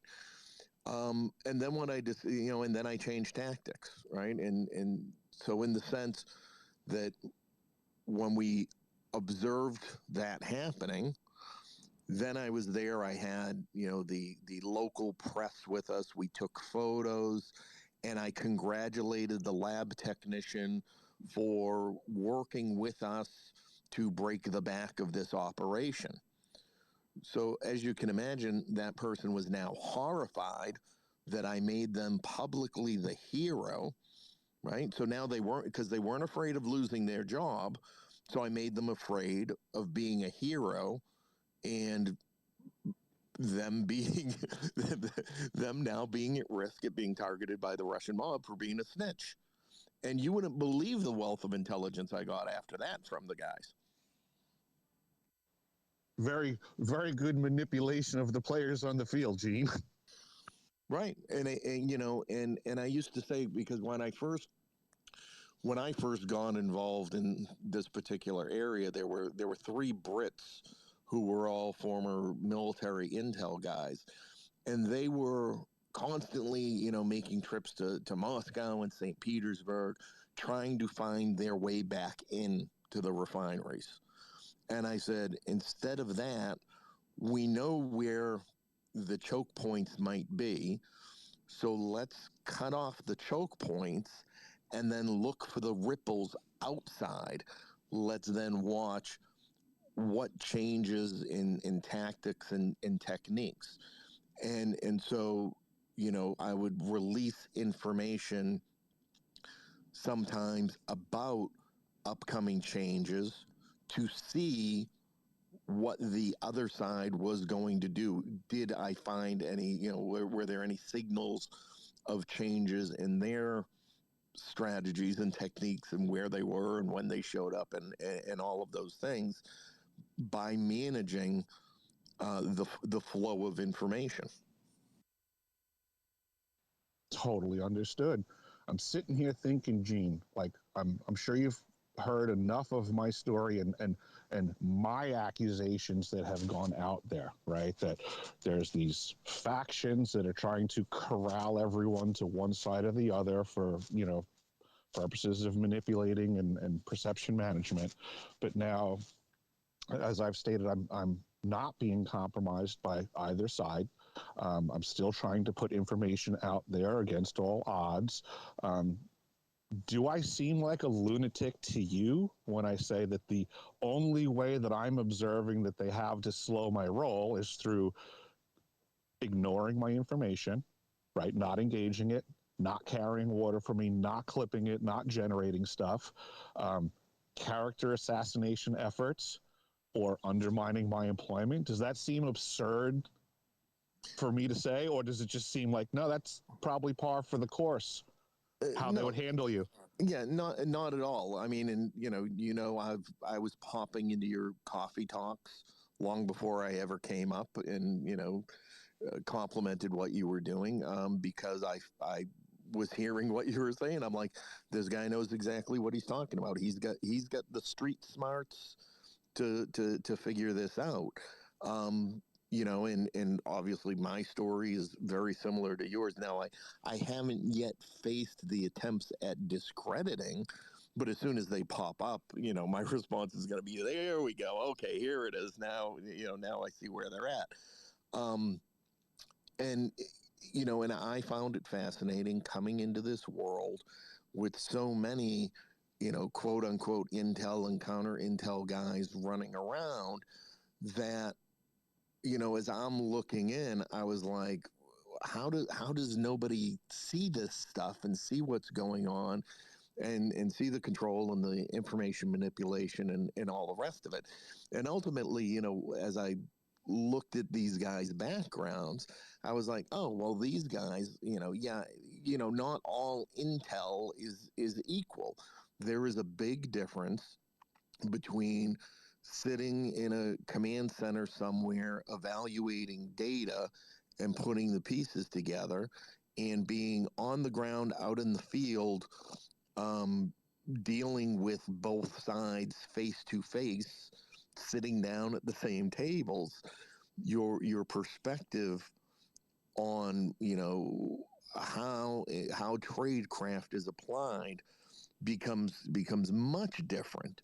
And that's why, as the deeper and deeper I've gotten into this, and the more public my story's coming, and the more people I'm meeting, I laugh because I'm like, these guys did not do their homework on me and my background. Which tells me they don't have access to the systems they claim to have access to, and they don't recognize or understand tradecraft in the way that they are conveying they understand it. They have the knowledge, they're trying to apply it, but they are being very amateurish about it because they mostly sat and analyzed data. Copy that. My next thought that I'm going to fire at you: is there a way from your experience to explain to the people that are listening here the value of having a batch, if not a ton, of useful idiots available at your fingertips for your mission? Or somebody that has a corral of them that is like, hey man, Gene, I have a whole bunch of useful idiots. I can put the task for you. Like, can you explain to the audience the value of useful idiots? Yeah, and let's start with the idea. Useful idiots is not a derogatory term. It is a term of art. It is it's not meant to be insulting, but it is just in the sense that the people's motivations for being able to filter and disseminate information through them is what you identify first. So, perhaps I've talked about it before. Back in my day, the acronym was MICE, MICE, and people are motivated to um, disseminate information to even quote unquote become a spy, become an asset, whether they realize it or not, and that's the useful idiot part. And the motivations are either monetary, ideological, or some form of coercion or extortion. That's the MICE that is able to be applied. So you find what motivates them in this community, right? What is the primary currency is access. And so if somebody believes that they are getting access to something somebody else doesn't have, or they're getting early access, or whatever it is, then they will disseminate things without even questioning, because they enjoy looking like the power player. And so they are no longer investigative. They are access controlled, right? They're not investigative journalists, they're access journalists.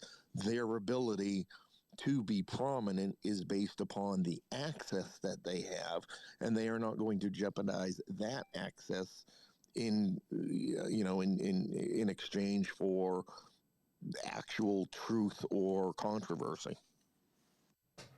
Thank you, sir. I love that you have expertise in this. I really appreciate the input that you have. Wolf, I see you have your hand up. Fire away, sir. Yes, the term "useful idiot"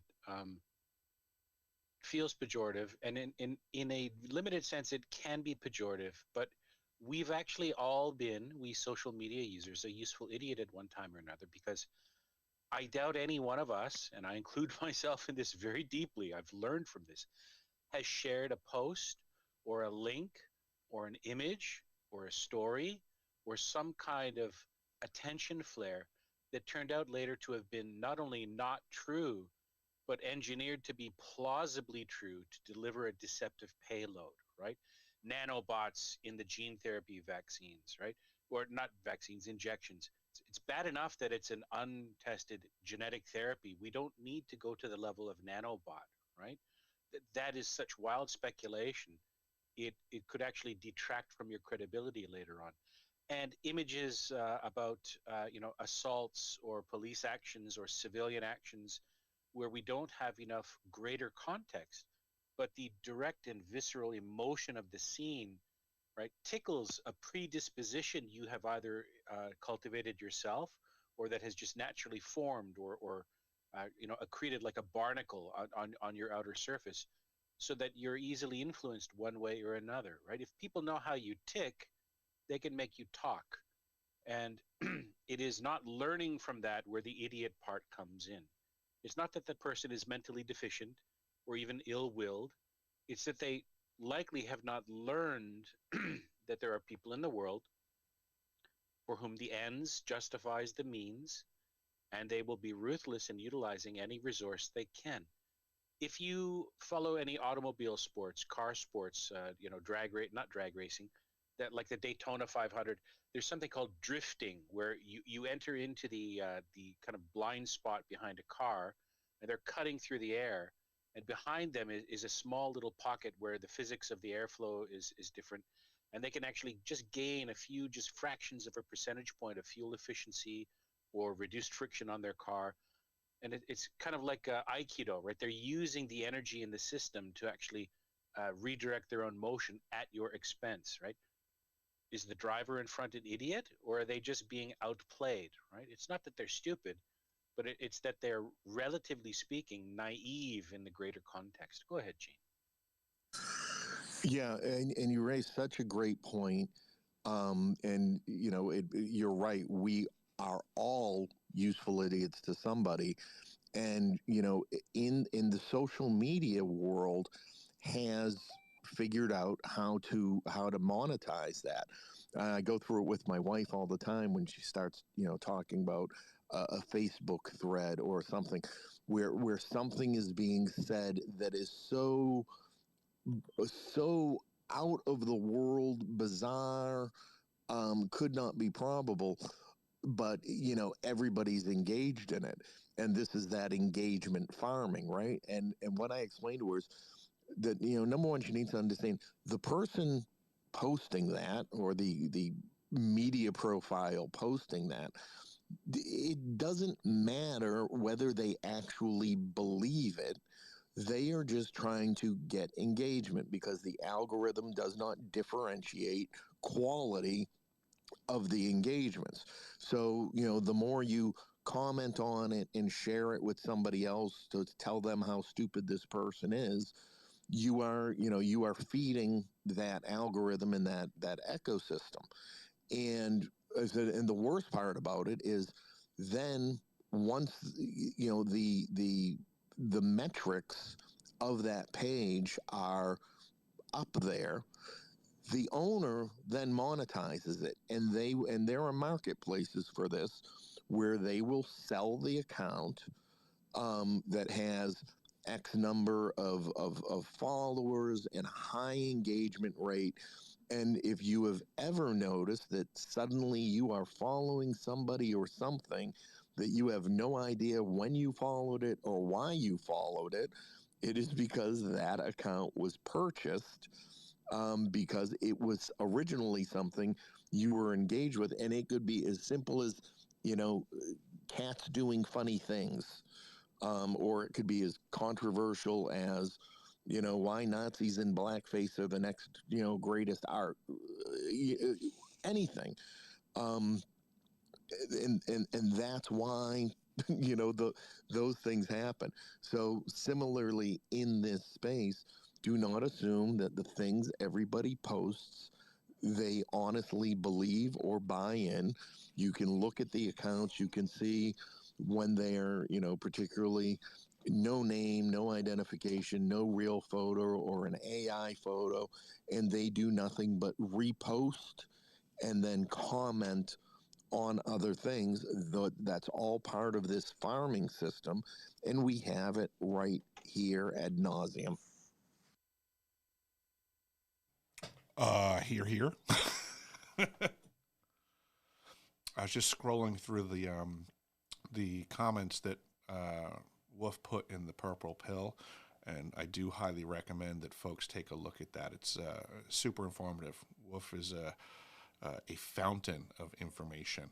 So I take a look at what he has put in there, folks. It's very interesting and super pertinent to this conversation today.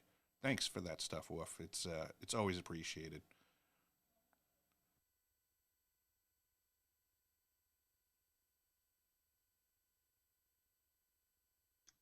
Sorry for not responding sooner. I'm eating a bit of lunch. Thank you for the kind words, Eric. I would just like to caution everyone that don't trust anything I post. You may feel like you can trust it, but pertinent to this conversation, use that information, first of all, to reflect, and then to dig into what's publicly available to you and try and fact check it. Without that, we're all lost. Yeah, great point, Wolf. And and I say it all the time. I feel like the idiot for not engaging in that kind of farming. Myself, I keep saying I just couldn't stomach looking at myself in the mirror if I did those things, and very very similarly, just try to say, here's the information, here's how to use it, go for it yourself.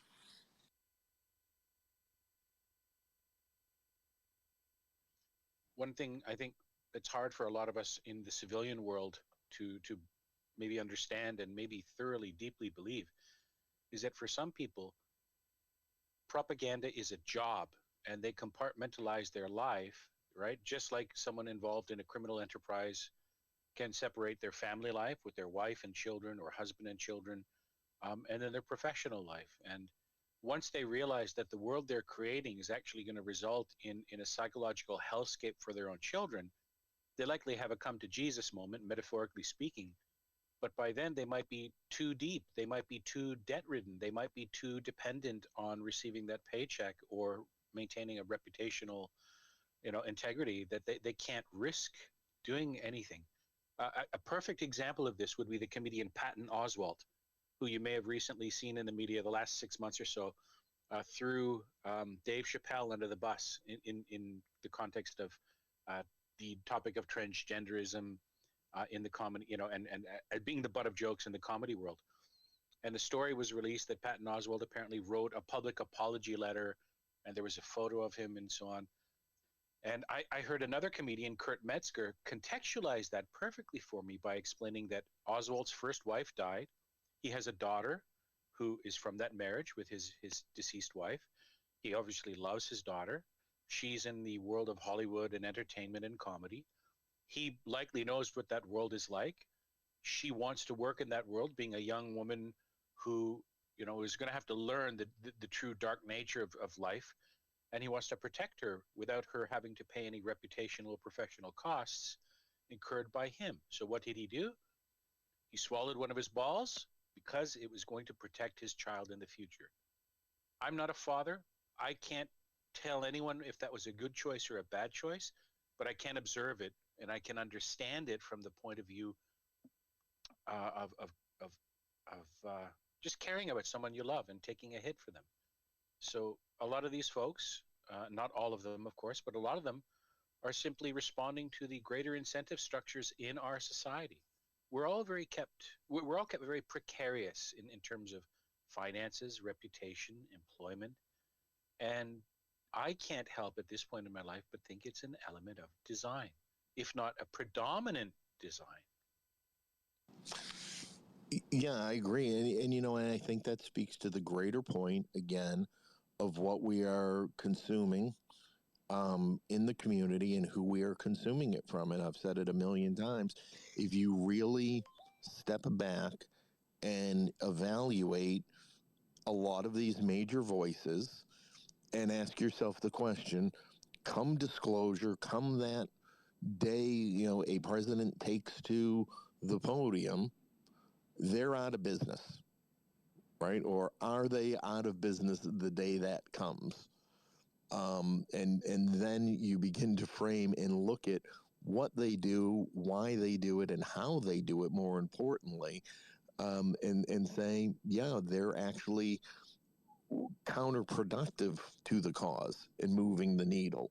and that's why they just recycle and all the rest of it, because they're out of business the day that happens. It's the difference between selling the sizzle and selling the steak, right? You can sell the steak once, it gets eaten, it's gone. But how long? For how long can you sell that sizzle? I like that analogy.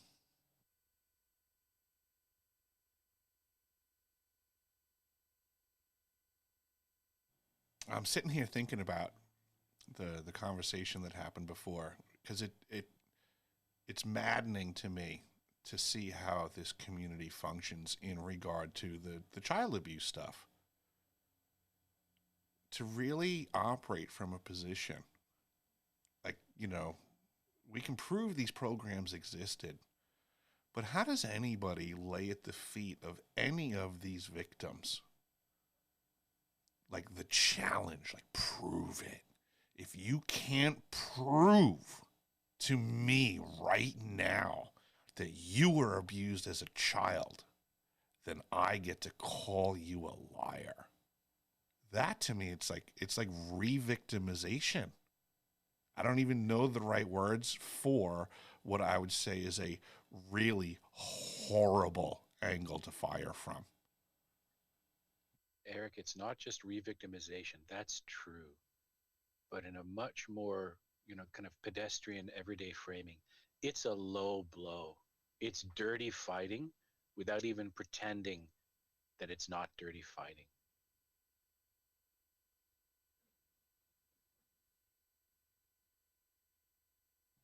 It's so messed up. I mean, seriously, like even if it was a little, even like I'm an adult, right? I got thicker skin now. But imagine a 7-year-old kid comes to you and tries to put, faith and trust and be like, hey man, I'm not being treated correctly. And you turn to that kid and like, well, give me all of your proof before I start calling you a liar immediately. Holy fuck.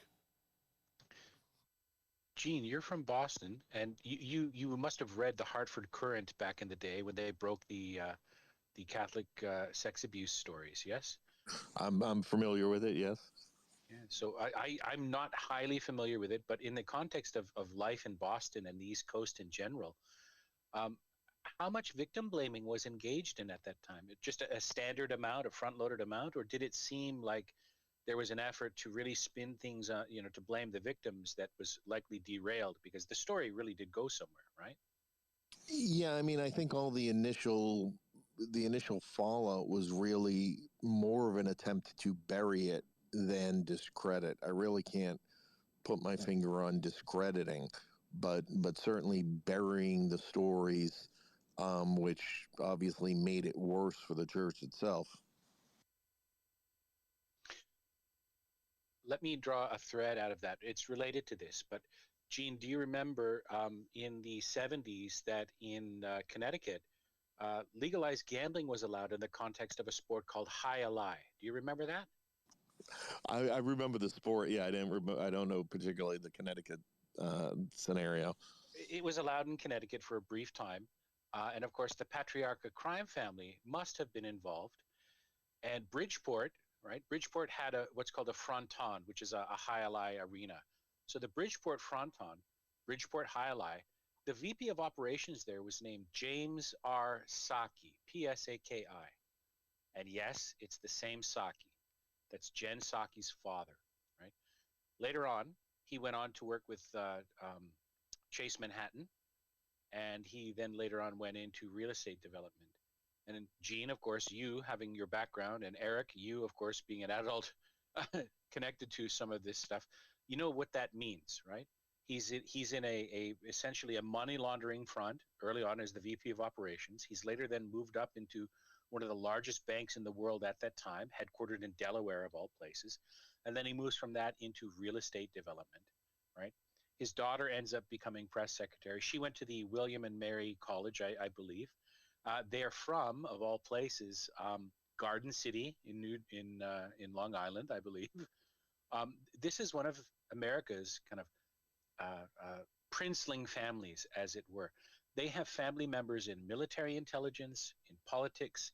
Her own great-grandfathers came from Greece, and they were involved in fruit selling, and eventually then they moved into medicine and then stock trading.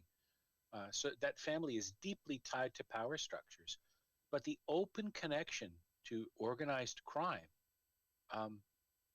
shocks some people when they learn about it. If you look at any old newspapers from the 50s through maybe the 80s, right, you can pay a nominal fee and get access to it.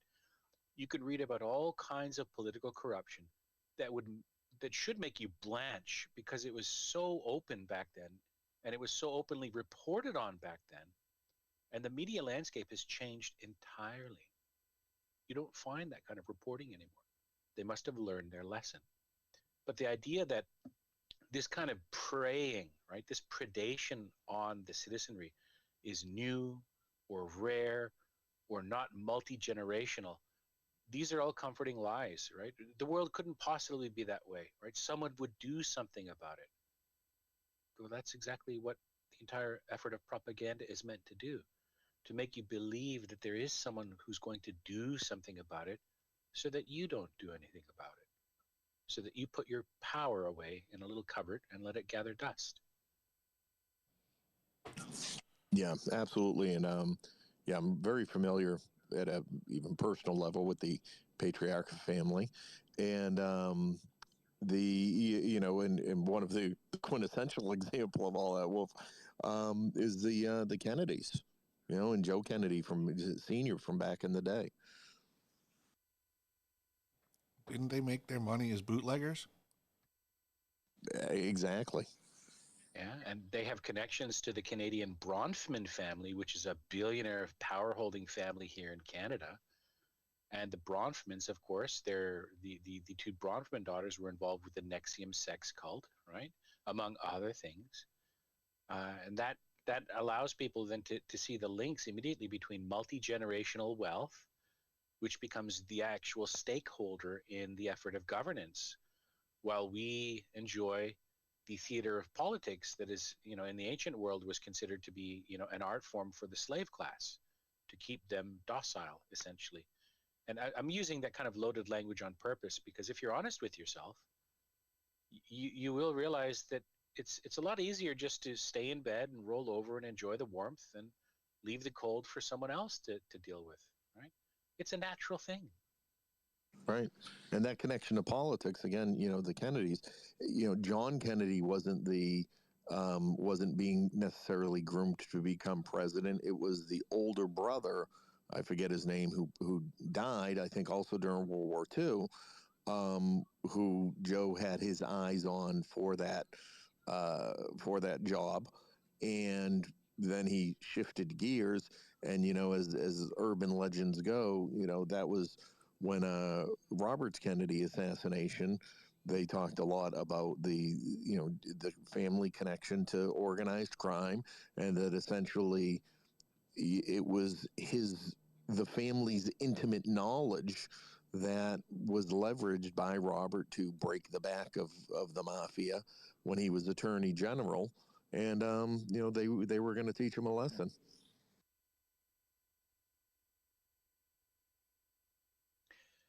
This marriage between organized crime and politics, the one is the other, in my opinion, is as old as human civilization, and it is plain to find stories relating to it in recent times in America. I shared a few slides about Dennis Hastert. He was Speaker of the House. He was second in line to be president if there was an emergency. And he himself was convicted on fraud, financial crimes related to child sex abuse. And he later admitted to abusing boys.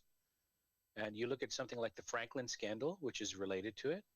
And then, of course, in recent times, the Epstein scandal with human trafficking and sex crimes. We know about Justin Bieber, of course, with Diddy, the allegations there that seem entirely plausible to me. And I would actually, gun to head, I would bet that happened, the abuse of him at the hands of the entertainment industry. We can see these public examples everywhere. Look at the U.S. southern border, right? Tens of thousands of children have gone missing from crossing into the border. Where are they? Truly, where are they? We don't know. Hundreds of thousands, if not tens of millions of people have poured through the border. Where are they? What's happening to them? What are they doing? What are they involved in beyond just living their lives, hoping, to work hard for their families? The bulk of them, but that's a lot of grain to hide weevils in, right? Now, if the United States government truly wanted to keep that border secure, trust me, it would be secure. It would absolutely be secure. Why isn't that happening? And why are we being gaslit about it? And then we have someone in a social media sphere actually poo-pooing, someone like Eric, who's bringing up the subject of child abuse and child endangerment and child atrocity. And it is somehow, fodder for social media strife. Not on Eric's part, he's not directing it, but this group of, drama influencers. We all know these things are happening. Yet we allow ourselves to be gaslit into believing it's rare or it'll be different this time. And what's really being done? Who is it that we can trust? Right now, if you're an American, and I won't go on much more about this, but right now, if you're an American, you should be wondering about what the Fourth Amendment to your Constitution means and why it's being so openly violated and actually defaced publicly. What is that going to do to people? What's the end goal of that? Think about it. Great points as always, Wolf. Super appreciated. We do have a hand up from someone brand new into these spaces. Soraya, please be pertinent. I'm going to give you a warning. It's been a little hot today, so my patience fuse is short. Please don't come in being self-serving, but keep it on the topic as presented. Thank you. Go ahead. Hello there, good evening from the United Kingdom. So thank you for allowing me to speak, and I've really enjoyed the discussion so far. I just want to say that I'm very sorry, Eric, that you've been through what you've been through. I relate to a lot of your experiences, and I'm so sorry that you've faced such challenges along the way. What I would like to say with regards to belief, when you said about people challenging you for proof, I think one of the things that I found in the course of my life as well, because I again share similar experiences, is that if what you're stating challenges that a person's sense of identity or belief, then what the core of your claim disappears, because what they're consumed with is actually that challenge to their identity. And when people's identities are challenged, that causes the information to get lost in the soup. So it's the same with disclosure as well, the disclosure issue, because many of the aspects of disclosure would involve a massive ontological leap for a lot of people who don't believe in psychic, ESP experiences or anything, paranormal. It means that when you make claims about, say, for instance, programs or anything like that, it involves a massive leap of and challenge to their sense of the reality and their sense of self. So I think that's part of the problem. Thank you for saying that. Yes, I agree. I think the vast majority of information that I put to the public is bad news. But it's my experience and understanding that that's how things are, and I can't refrain from sharing that information in hopes that it motivates people to action. In that activity, what I would say I observed is like what you're saying, is that in my brain, I think of it as like negative human character flaws, that we like to delude ourselves from understanding of things, because in the grand scheme of positive character attributions, I do believe that individuals and groups will move to action when they know there is a problem. But the negative character flaw, it becomes that individually people will be self-deluding, and then that goes outwardly to the group, that if it's easier for people to say that I'm a liar and I wasn't abused as a kid, than it is to deal with the facts of the matter that I was abused as a child, and potentially these programs still exist, because if they did know that, they would go to action. There would be an obligation for them to do something. So negative character flaw again, laziness, not having to engage, not having to go to action, starts with first deluding oneself, if that makes sense. But I see you got your hand up too, Gene, so jump on in on that one. Yeah, I'll just say, to Soraya's point, what she describes is the core fundamentals of narrative control. And, if we go back into the early 2000s, the pre 9/11 world, the strategy was always win hearts and minds. And upon studying what is it that leads somebody to become a terrorist or extremist and blow themselves up, it was discovered it is this narrative control, and that is simply the discovery that when something resonates emotionally with somebody, there is no amount of fact that can be presented to them that then will make them change that perspective. And as she eloquently described, they internalize that narrative and it becomes part of their identity. And, as you listen more and more to the press, listen for that word narrative, because that does not mean truth in any sense. It means getting an emotional charge. And I think this is a big reason why we are in the state we are in so many ways, is that people have become emotionally unregulated because they scroll through social media.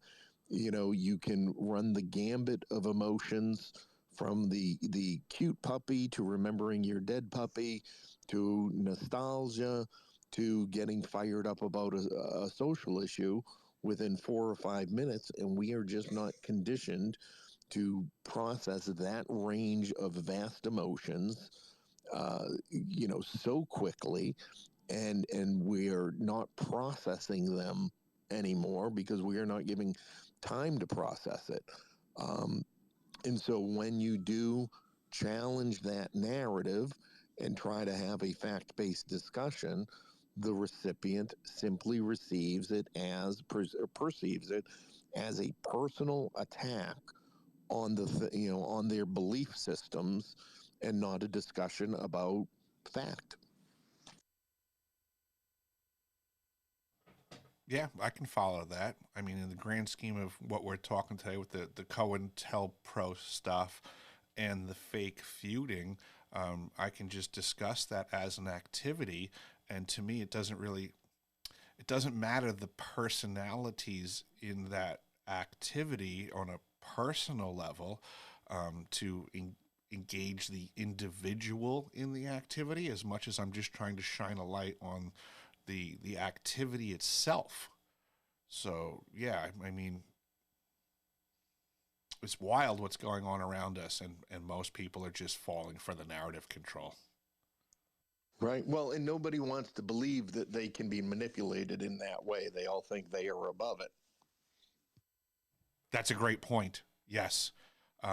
Absolutely. If you try to identify to someone, like, even if if like Gene, you and I are friends, so to say, right? Theoretically, we have no animosity, no tension or anything like that. But if, we were having a conversation and I started being like, Gene, I think you might be being played as a useful idiot. It's not a leap of logic to think you might get defensive. Right. And, and we talk about it all the time. I know how you feel about Lou. I personally like him. I've always say too, I, process the information and don't lean one way or another or whatnot. But, again, I totally get where you're coming from and, what you say. And I don't disagree with it, because that is your experience and that is how you process it. And that's equally as valid. Yeah, fair enough. I mean, we have different understandings and experiences, and again, I appreciate you're entitled to yours, but in the grand scheme of what you do and what they do, I certainly don't think you're being played as a useful idiot for them. You just have no problem getting in the trenches, so to say. As I had I went to an all boys Catholic school, and one of the brothers who taught religion used to always bring up prostitutes. And one of the students said one day, "Brother, you bring up prostitutes an awful lot." And he said, "Well, if you don't get, I'm here to save the sinners, and if you don't get out there and meet them, you can't save them." So I kind of look at it the same way. Yeah, didn't Jesus Christ hang around with prostitutes too?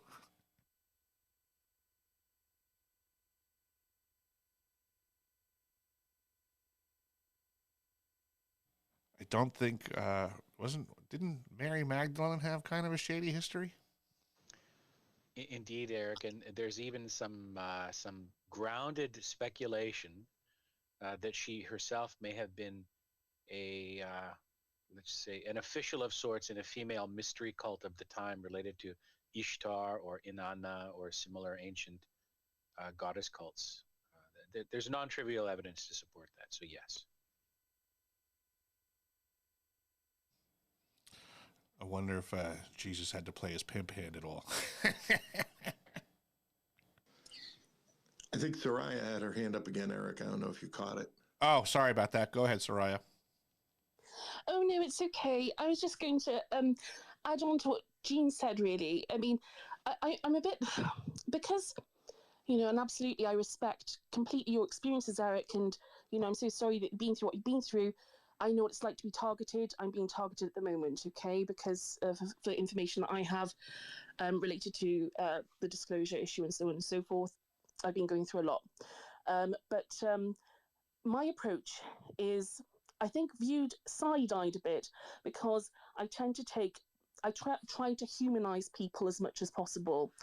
And I think very much like yourself, I try to stay out of polarized views. So I don't believe stating that you're either for or against someone is necessarily helping progress things forward.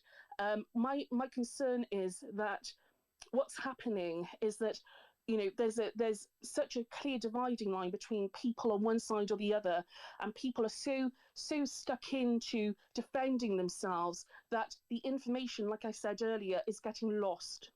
People are so stuck into the need to defend, the need to promote, or the need to assert their identity as someone who's credible or not, or defended themselves against accusations that and other people on the other side are so consumed, obviously, with the role of splitting the narrative that we don't have the space in between then and to meet in the middle. I think again, my concern is that we're not able to nuance things so much in that sense, or give arguments the space to breathe, or information the space to breathe, when we're so stuck in trying to assert ourselves. And as you said earlier, the moment you have to try and explain yourself too much, you're already on the back foot. And I think you handled yourself very well earlier. I think when you were spoken to by Red Panda. But again, I worry that the information gets lost in this sort of toxic polarization, this duality that seems to perpetuate itself continuously and gets us nowhere in the end. Absolutely. I'm right there with you. Yep, that was kind of the whole point of this conversation today, was to identify that the bickering and the fake feuding is absolutely to the detriment of those that are trying to have a reasonable conversation and get to, some semblance of a truth that we don't currently have. If that's the goal and we're trying to get to the truth, those that are constantly engaged in the bickering are to the detriment of those that are trying to get to the truth and not engage the bickering. Yeah, absolutely. It's almost become a sidetracking effort for me to have to try to point that out, because it's like the conversation's gotten derailed, and it's in one breath important for us to get people back on course, but how much energy can I put into trying to let people know that you're being Pied Pipered away from the true mission, or is it now functionally dissipating my energy to have to even point that out? Like, I'll be honest with you, even just thinking about this as I'm saying it, is like, I don't have that much energy to afford to put in that direction, right? If people are going to get Pied Pipered away and let off the cliff, I'm not going to keep going in that direction with them. Like, I might ring the warning bell and say, hey, be careful, don't go that way, that person's lying to you. But I would rather focus my energy to the people that aren't being derailed, aren't going in the wrong direction, and are going in the right direction. I will conserve my energy and choose my battles. But go ahead, Wolf, you got your hand up. Yeah, I wanted to mention just a single line in relation to COINTELPRO. And very rarely is it about persuasion itself, but this is from one of the slides I shared with you that reads this.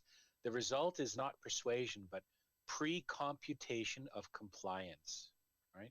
Social media works at a mass scale of effect, which means that the ability to arbitrage a trade, or the equivalent of whatever a trade would be, an input with an expected output, relies on mass numbers, which is why it's so important to have people kind of default to a very kind of defensive, identity-based defense, so that they're not so much being persuaded of anything, but they're being activated into inhabiting a predetermined or pre-planned pen of sorts, you know, a PEN, a pen, a holding area. And we can observe it very often. Each day we're on social media. The last speaker, the lady that spoke, her points about identity defense are important. She's outlining an important element of the psychology behind this.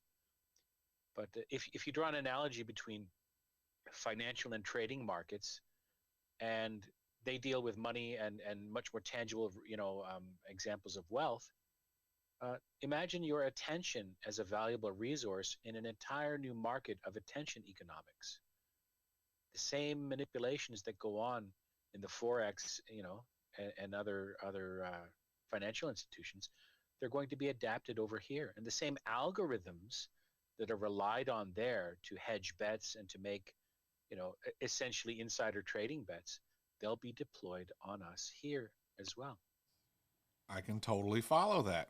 Yeah, it stands to reason. I see we have Mr. Kimball here as a speaker with his hand up. Welcome, Kimball. What do you got?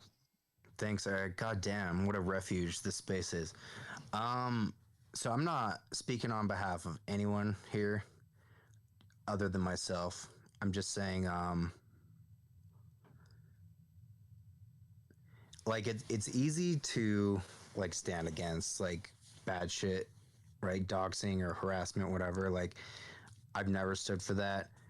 I've spoken up against it when it was done to my enemies. It's not ever cool, right? But at the same time, just speaking for myself, right?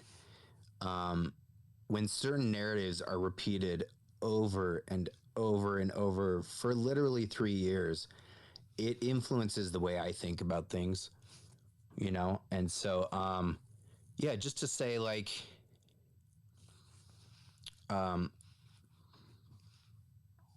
don't know about anyone else, but, like, my perception and attitude toward, you know, just to be blunt, like Lou Elizondo, right?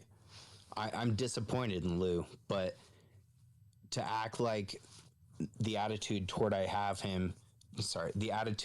toward him hasn't been influenced would be dishonest to, like, say that, right? And naive.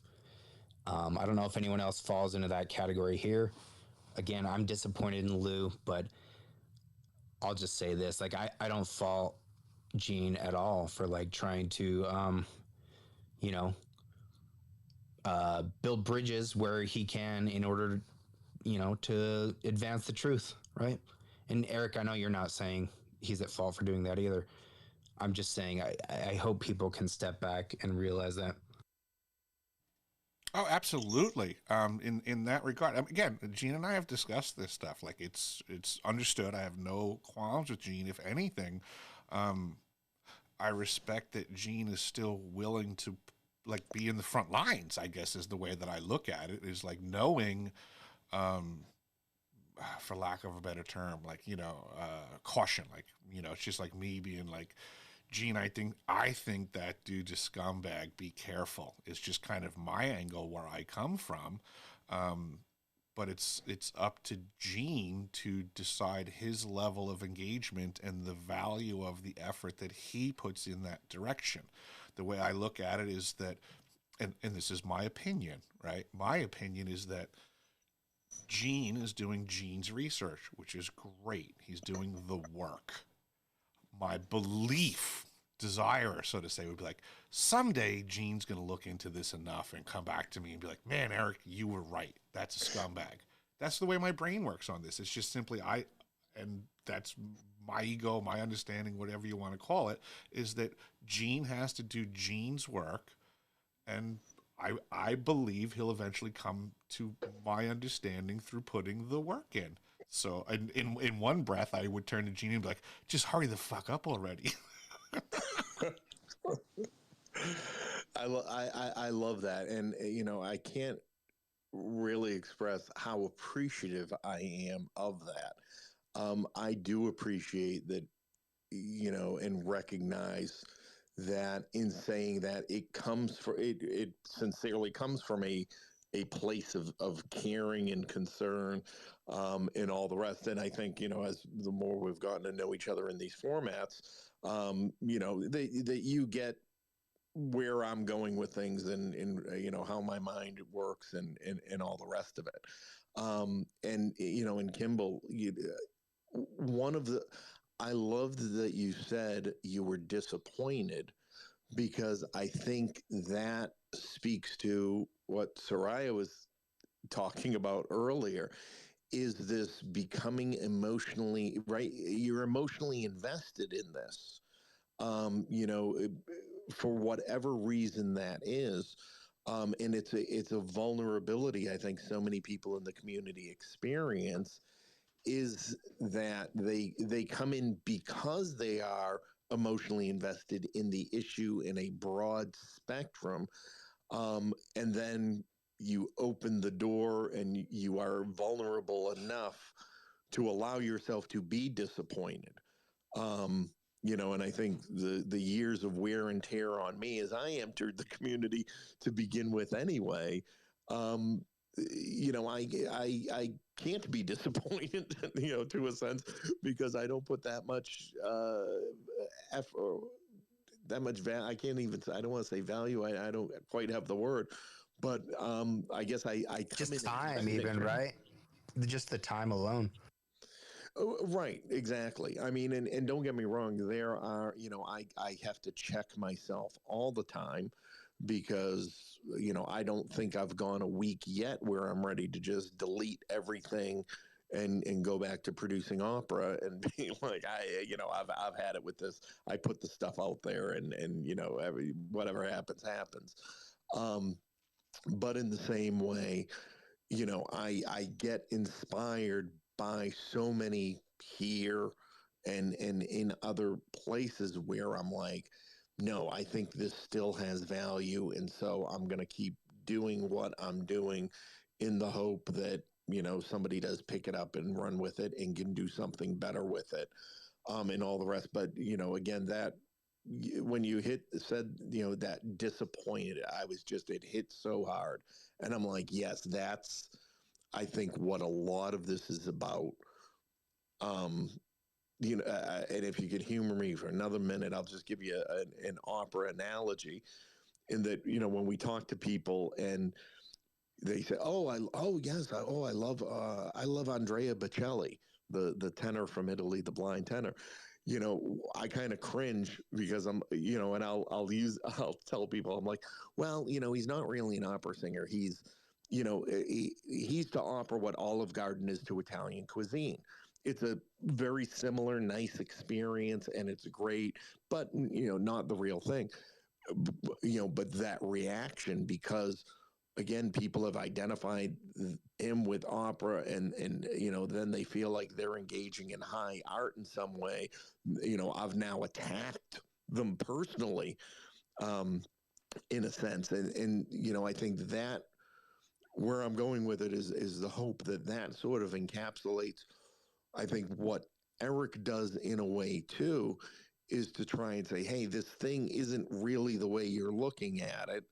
But people are so invested in it, then it just becomes an attack. Yeah, and I would just say too, right, I think a lot of people have put in quite a bit of time, right?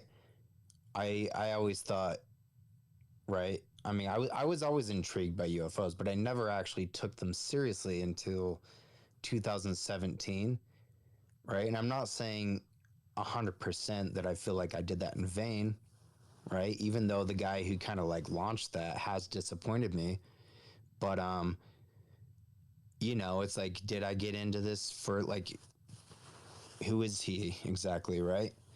And look, like I've experienced things and seen things I can't explain, so I don't think I've done it in vain. But I guess the only other thing I wanted to add is like the word you said. I think that hit me, that I think is spot on, was just kind of the emotion, I guess, tied to some of the disappointment. And that was sort of the broader point I was trying to make. Is some people maybe have been slighted or hurt by either Lou or people who claim to support Lou, right? And they have made it their mission to make everyone else feel emotional on their behalf, and they've done a damn good job at it. Yeah, that's fantastic. Excellent point. I say, even in my own case, you're right. You dedicate a lot of time and a lot of energy, emotionally and otherwise, to learning, to sharing, to everything that it takes to be part of this community. And even for myself, in the back of my mind, I am always bracing myself for the day, if it were to come, where I realize that, the stuff I have isn't what I thought it was. I always keep that there, just questioning, so that, like, I'm not fully disappointed, or I don't feel like I've wasted my time, that I've made a good, honest effort in push, um, on what it is that I'm doing. And, yet if I am proven wrong one day, then I am proven wrong. And I've just got to be, put on my big boy pants and move on with life. Well said. Gene, so you're telling me that all you can eat breadsticks and salad bar is not the standard Italian way? I'm just saying, I wouldn't bring my friends who just came from Tuscany there. I got a big chuckle out of that one, Gene, because I have been hammering down on that one ever since I've ever heard of Olive Garden. Right. And and it's so hard because, again, I'm not saying it's bad. I'm not saying it's, not a great experience. I'm not saying you won't enjoy the food. I'm not saying you won't walk out of there feeling like you just, were able to drive down the street to Italy. Just saying it's not the same. Fair enough. I love you guys, dude. I love you guys. So I'm sorry, this is so funny to me. I apologize, but yes. So when your family's like, let's go out for some Italian dinner to Olive Garden. I'm so biased on this one because I swear that I used to work at like the greatest Italian restaurant in all of Long Island. It just recently closed. It had been open for many decades. And I don't know. I've always said that I'm 50% German, 50% Irish, but I have Italian taste buds. And I know what real Italian restaurant food is like. And it's one of my favorites. You're saying you worked at an Olive Garden? Is that what you're saying? Yes, exactly, Kimball. I was in charge of bringing out the breadsticks. Just like I was just running around shelling out breadsticks. Yeah, I mean, it was funny. Even with Natalia, friends of ours were doing a opera in the park thing, and there was a tenor that we didn't know, and it was Turandot, and so the famous aria for the male is Nessun Dorma, the big Pavarotti Vincero Vincero Vincero one, and the guy was 3 notes in. And I looked at Nat, or 3 measures in. I looked at Nat, and I said, he's never going to hit the high B on the Vintro. And she's like, oh, stop being mean. And he didn't hit it, right? Because it was like, I could tell. I'm like, he's not doing what he needs to do to be able to get there. There's very specific measurable criteria that makes it what it is. And, not trying to be mean, but it either is or it isn't. And I think that's applies in a lot of ways. As much as we might want it, it's just not what we think it is sometimes. I'm terrified now. I just brought Justice up, and I'm scared that she's going to say something about Olive Garden being the greatest Italian restaurant she's ever been to, and I'm scared she might be serious. Totally serious. Always loved the microwave lasagna. Justice was right. We do need more jokes against Northeasterners. God damn it. Fair enough. Gene and I have thick enough skin for it. It's true, and it's fucking hard to find funny jokes about you fucking Northeasterners. That's because it's Southerners trying to write them. I understand the challenge. He's so funny. I mean, the challenge is we could do like the North versus the South roast comedy special. I do believe that would be really fun. I mean, we could set that up for a Friday or a Saturday night. Everybody. We don't have enough material. I mean, everybody knows. You don't have enough material. Look. Yes, Justice, do you want your funeral on a Friday or a Saturday night? Yeah, there's no way I'm getting into that because, there's very few jokes about the Northeast.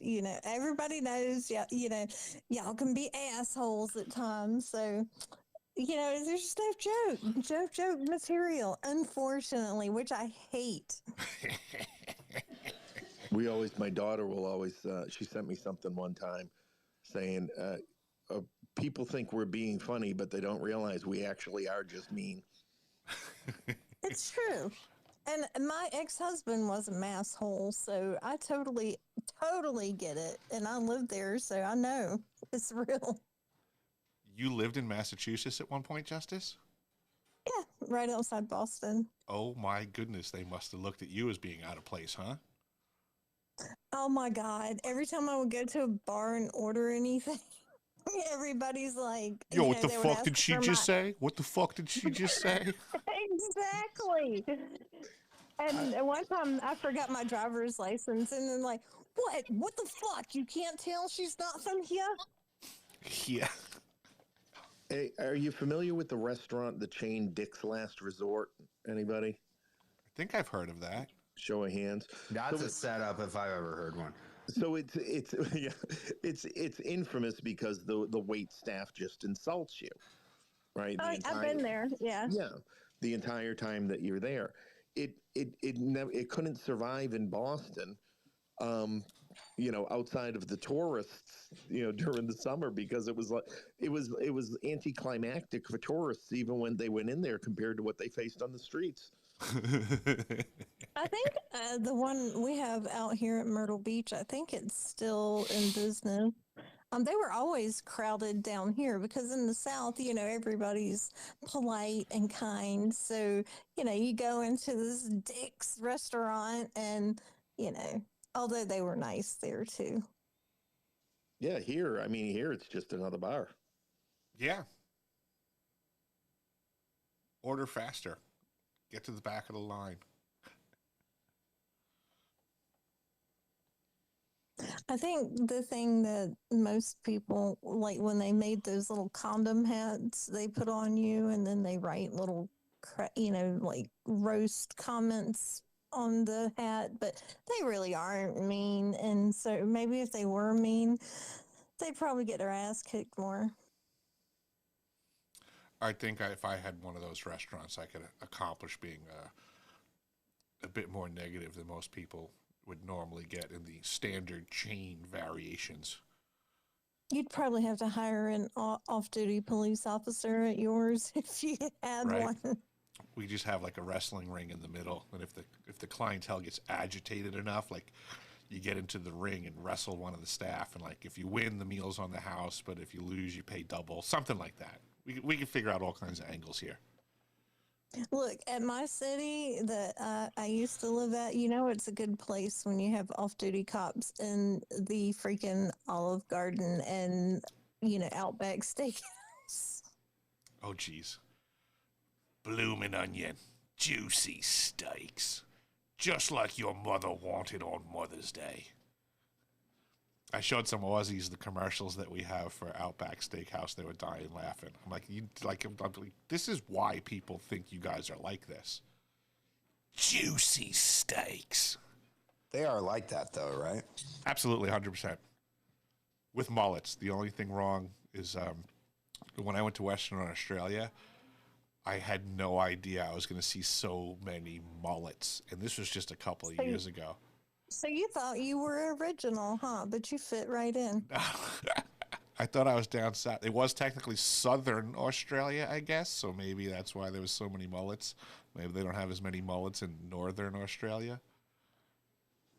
Right? Did you get a lot of good day, y'all? Oh yeah, and what was the other? The other one that I learned was doing the hard yakka. He does the hard yakka. Apparently means like you get down in there, you do the work, mate. Right. Have a cuppa. Yeah. In the morning. How does that even sound like that? Like, where did they get that from? As far as I was concerned, Australians make up words on the fly. There's a lot of very weird words that are being wielded in Australia, and they do have a great sense of humor. So part of me just wonders if that's part of an Aussie routine, is to just make up words as you go, and everybody just jumps in on messing with the new guy.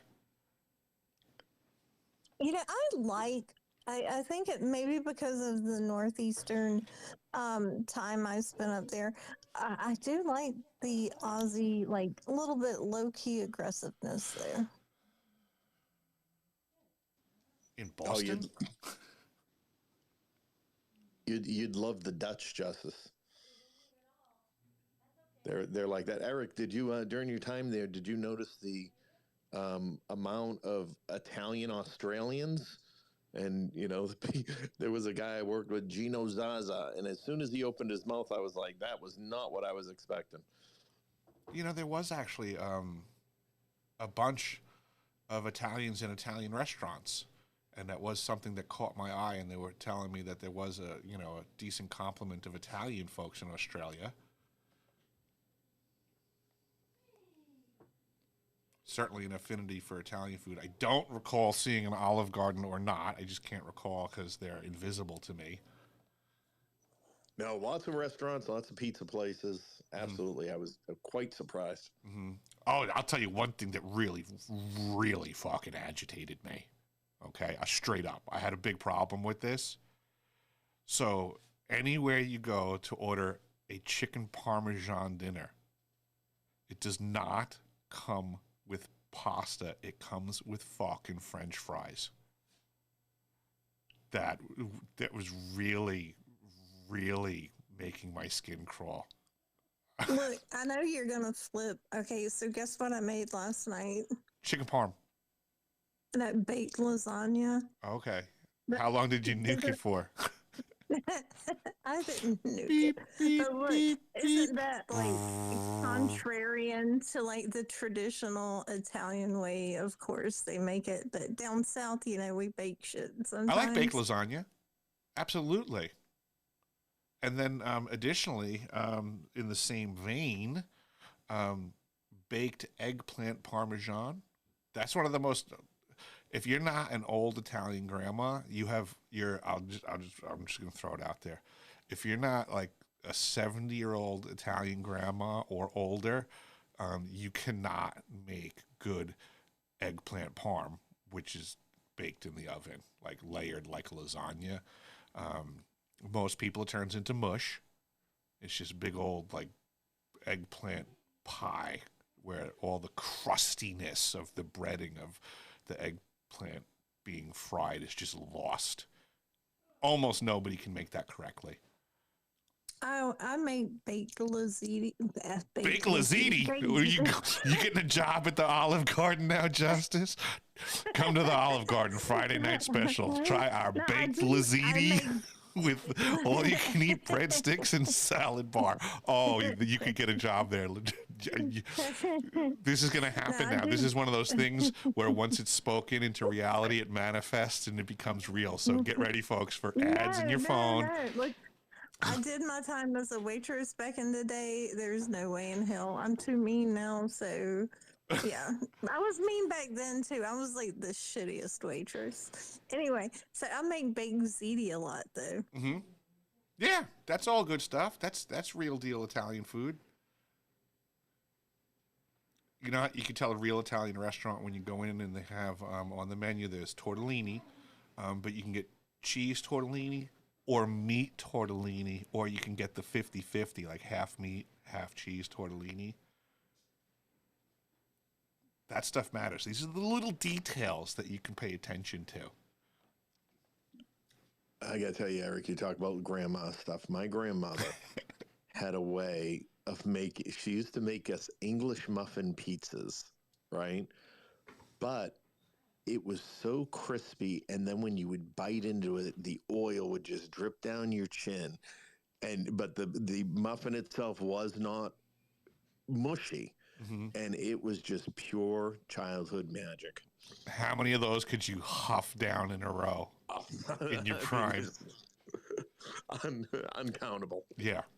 But I remember never back in the been day able to replicate it. the true No. paisans, when they're doing their Sunday meals and they're making the meatballs and the chicken cutlets, it's like they're almost being consumed as fast as they're being made. Like people are just eating them fresh while they're piling up for dinner.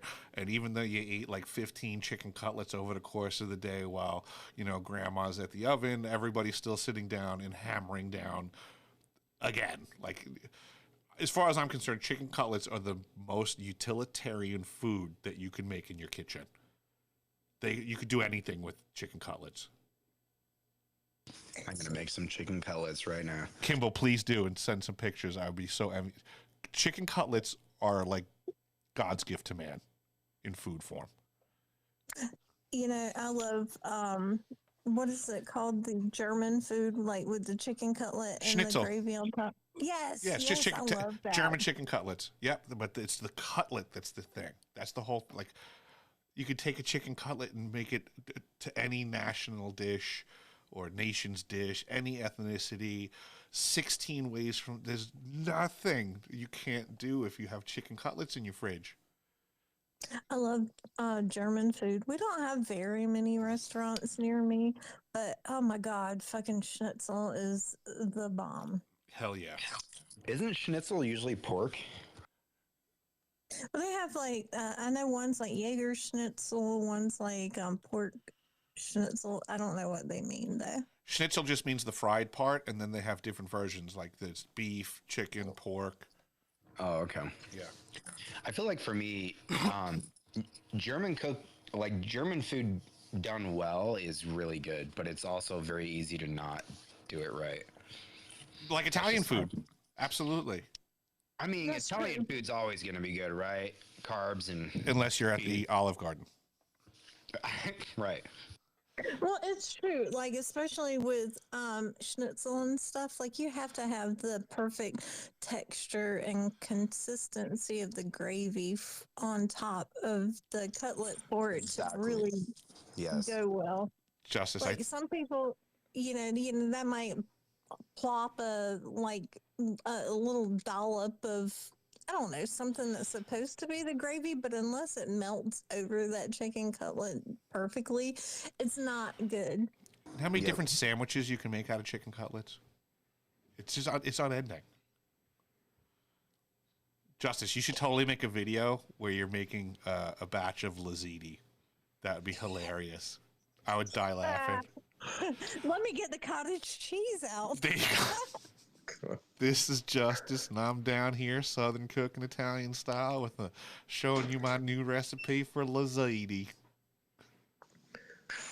I laughed, Eric. I laughed, Eric, when you were talking about, just sort of every country's version of something.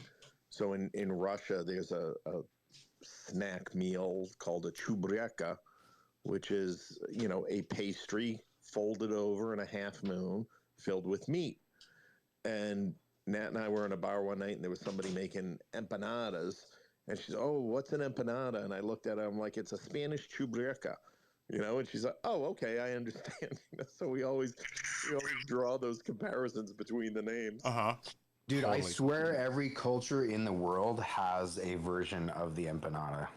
Seriously. Oh, totally. Like, the pierogies kind of like pretty similar. The Jamaican patty, or in like Western Africa, the patty, right? It's like the same kind of shit. Obviously done a little bit differently, but like that's like a universal thing. But man, I used to love when my older son was playing lacrosse back in New York, and I'd go to practices, and one of the other moms was a Puerto Rican gal, really nice lady, and every so often she would just bring me a sack of homemade empanadas, and I was like, oh my God, you're awesome.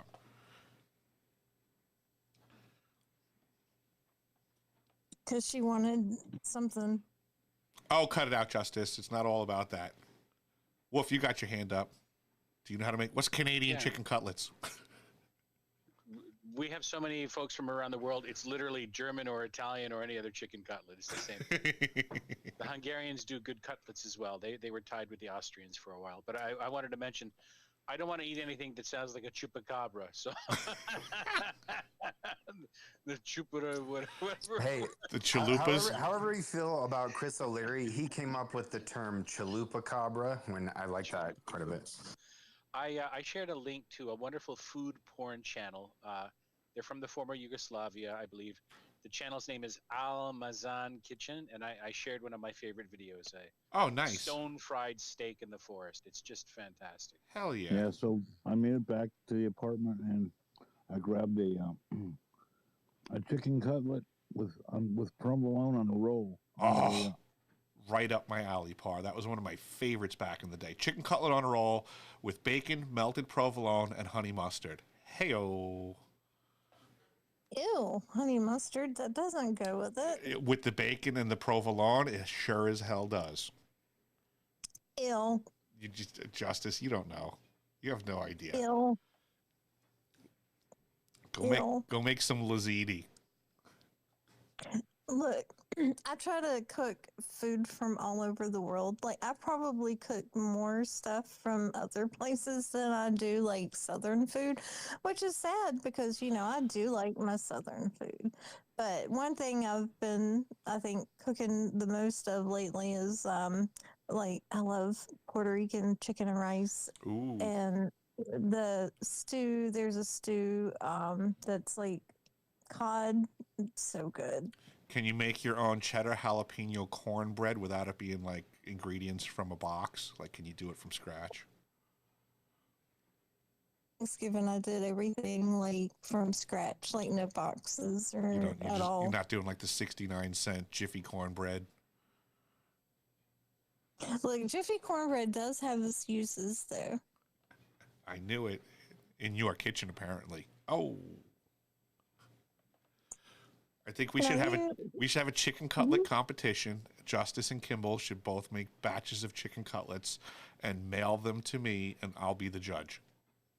Well, I've not made a lot of cutlets like before. I mean, I'd probably pound the hell out of the chicken to where it would like disintegrate into nothing. Sounds like she's scared of losing to Kimball to me. I think Kimball would be the victor, apparently.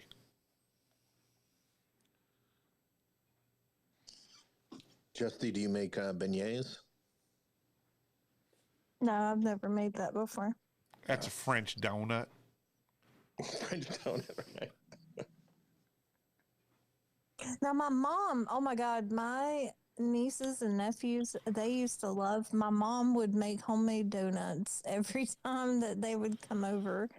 And one thing my mom made that I cannot make is like, but I've never tried, homemade biscuits. What kind of Southern woman can't make her own biscuits and gravy? What is going on here? I think you're an imposter, ma'am. Ma'am, are you an imposter? Did you spend too much time in Massachusetts? I think I did. Because, if I make biscuits and gravy, I always buy like the biscuits that are frozen. I know. Dare I say that out loud? Right. This is like that scene from My Cousin Vinny. Like, are you going to tell us now that you do boxed grits too? Like, what's going on? Box grits? Yeah. Or do you use hominy grits? No, just the little bag. I don't know if there's... I think they do have the little packets of grits you can do too. I forgot about those. Ay, ay, ay. So we're talking Betty Crocker cakes and stuff, huh? Yeah, you are not freezing. You feed me freezed grits. You can kiss And Eric, would you consider grits Southern risotto? Yes. So here's a funny story from my dad when he was in the Navy. He was, Long Islander from back in the day, and he had to go down south, and I guess he was like transiting duty stations or something, and he wound up pit stopping at, let's just say, some sort of a Waffle House type facility for breakfast. And walked in, the waitress sounded like Justice, good morning, bless your heart, Yankee. I'm so happy you're here. That type of, fake pleasantries. But he gives his order, and, the food comes over to the table. She plops it down. He had ordered, bacon and eggs and, toast and that type of stuff. And he looks down on the plate, and he sees this mush on the plate that he's like, what the it looked like someone puked on my plate here. Like, what's going on? So he says to the waitress, like, ma'am, what I ordered, this and this and this, but, what's that? And she goes, damn's grits. And he goes, I didn't order grits. She goes, oh, you don't got to order grits. Like, it comes with every breakfast food in the South. Apparently. Except for pancakes. Lesson learned, apparently. You don't got to order grits. Have you seen that video? It always circulates of the scene from a movie. I don't know what, but it's two guys playing cops, and they're in a Southern diner, and the old lady comes up, and she's like, what don't you want? And the cops say, what? She's like, we serve T-bone steaks, so you either don't want corn or you don't want green beans. And she's like, some asshole from New York came in and tried to order trout one time 40 years ago. and she's like, all right. They order, and she says, all right, 2 T-bones medium rare. And the one cop starts saying, oh, can I get mine? She goes, that wasn't no question. I'm like, yep, that's the place I want to eat. There you go. Look, I know Eric must know a lot about Southern cuisine and grits because you knew about the secret Duke's mayonnaise. So I know that you've probably partaken in lots of Southern food. My mom was from Florida, the deep South. What? Yeah, my grandfather grew up in the swamps of Georgia. What? Yep. He used to love when we would pick him up from the train station when he would visit, because he would take a plane to the big old city, and then he would jump on the train, and we'd pick him up from the train station in Hicksville, Long Island, and he used to think that was the funniest thing in the world. He'd be like, I come all the way up north to see you Yankees in Hicksville. Hicks? What y'all know about Hicks? Yeah. He was the most redneck son of a gun I've ever met in my life. Yeah, my grandfather was about it. You can't get much more Southern than he was. He would put your accent to shame, Justice. Please tell me he stepped off the train in overalls. No, Gene. He was old school. He was a HVAC guy that worked up on the roofs in Florida, putting up big HVAC units, right? But he was the old school guy that wore dress shoes, slacks, and a button-up shirt everywhere he went. And when he got to the job site, he took off the button-up shirt and had his wife beater on under it, and he worked. That's my dad. My dad never wears jeans. Every time he goes out in public, he always wears like a button-up shirt with dress pants everywhere, and he always have. I even bought him a pair of jeans like maybe last year, and he still has not worn it. Yeah. It's a different I just wanna say, generation. Justice, I lived in Georgia for 2 years, and I just put up in the nest. You know what I got in my fridge? Dukes. Put your Dukes up. Oh my God, you have Dukes. I've heard of such things. I've yet to try Dukes to find out if it really is the premier mayo, but I've heard good things about it. Probably goes great on chicken cutlets. I miss the South, I'll put it that way. Is there a difference in food between, the South and maybe where you are now? Like, is there a big difference? Yes, definitely. I mean, they can't even make cornbread out here, frankly. Like, it's cake, right? It's like a sweet bullshit excuse for cornbread. Interesting. So, Kimball, if you were to be able to go anywhere in the South that you're familiar with, like, I know you're big into food and stuff like that, and I totally respect your palate. Like, if you could go have dinner tonight somewhere down south, where would you go and what would you order? Literally, like, whether it's Georgia, Alabama, Mississippi, Tennessee, even Florida, as long as it's like a hole in the wall, right? Maybe shared with a gas station and they're serving barbecue, that's the place you got to go.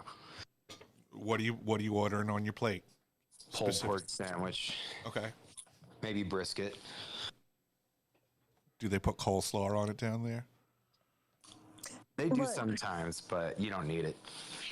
I need to ask, so do you eat, I mean, maybe it's just confined to like North Carolina barbecue, but is it a vinegar-based barbecue or is it a barbecue with the like sauce, like the sweet sauce or barbecue sauce? Well, the sauces in the Carolinas tend to be more vinegar-based, right? I don't care really, wherever you're at, like the sauce is going to be slightly different. As long as it's not a chain, right? And as long as it's a hole in the wall. There's a place outside of Calhoun, Georgia called Echota Smokehouse. And I'm probably pronouncing it wrong, but just every place kind of has like their own take on the sauce. And I always go with the spiciest one. But that's pretty much all you need to do, really, is just find a piece of shit place that's serving barbecue. And that's like... Fair enough. That's way better than Texas Roadhouse or whatever that bullshit you see. Texas Roadhouse is to barbecue like what Olive Garden is to Italian food? Yep.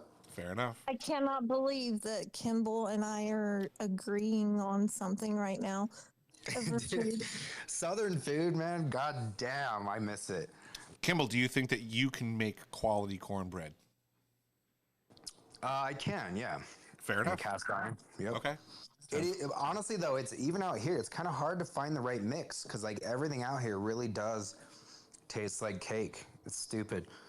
It needs to be salty. It needs to be crumbly, right? We don't need sugar. We don't need any honey on that, right? You can do that. It's not like it's bad, but just like a crumbly, like cornbread. I don't know how else to explain it. They just do it different in the South. I feel like the better cornbreads that I have had, where it's more like, I don't know how to put it, like it's more chunkier on the insides than fine. So like I guess maybe that's what you're saying, like cakier.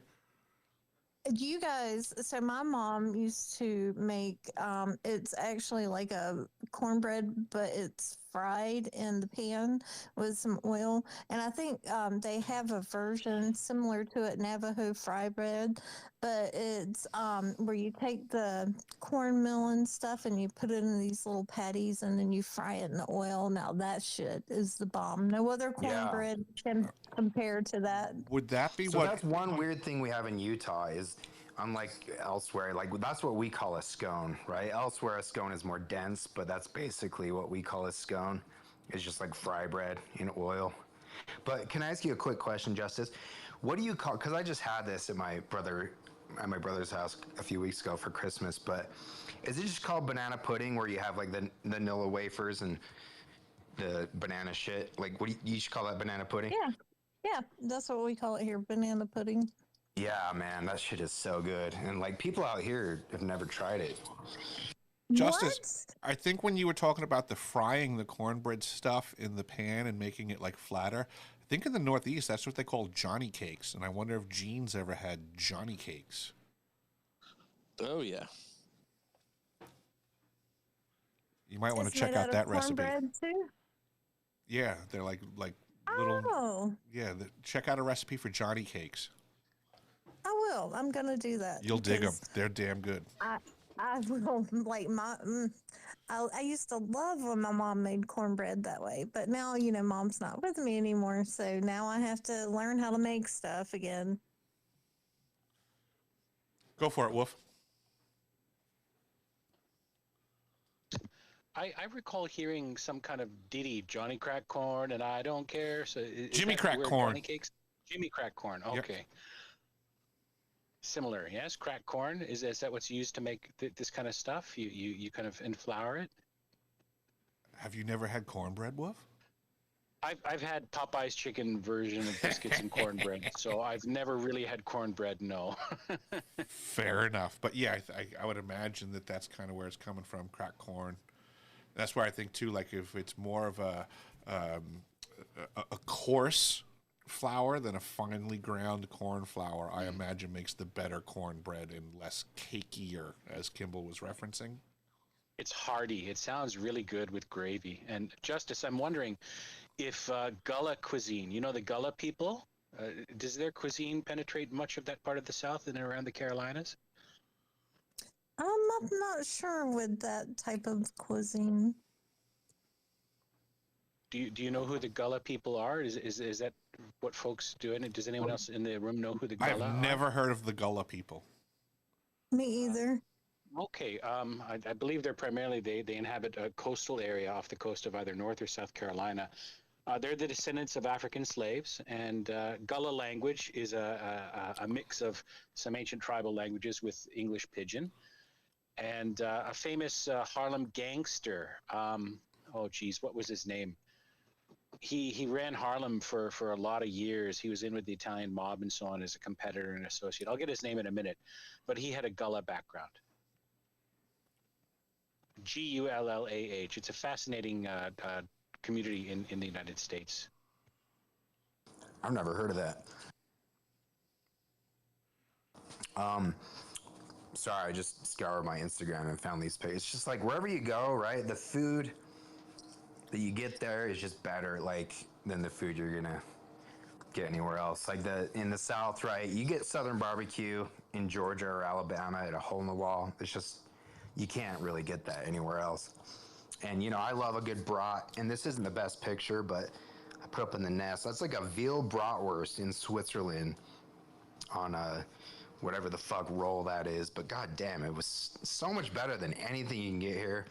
And then there's some berries and cream. So I admit, I look down on people heartily when they like leave the U.S., they go to another country, and they're like, "I tried McDonald's in Greece," and you're like, "You're an idiot." Travel, dude. Yeah, like That's I really how you travel is you eat at the local food, dude. Absolutely, yeah. That stuff. Sorry, you just made me upset. Exactly, right? See, like that's the appropriate response, Kimball. I don't want to hear about like the Japanese Burger King and how it's so different than an American Burger King. And it's like you're a moron, right? You let's go to Chili's. Want to go to Chili's? Look, I will tell you that I would maybe order a milkshake or a soda from the Roswell McDonald's only because it looks like a spaceship. I'd like to not play devil's advocate, but push back a bit on that. I've traveled fairly extensively in East Asia, Japan and Korea in particular, And I, of course, ate locally, and I love Korean food. I love Japanese food. But when I did eat Western fast food there, it was notably different. It tasted better.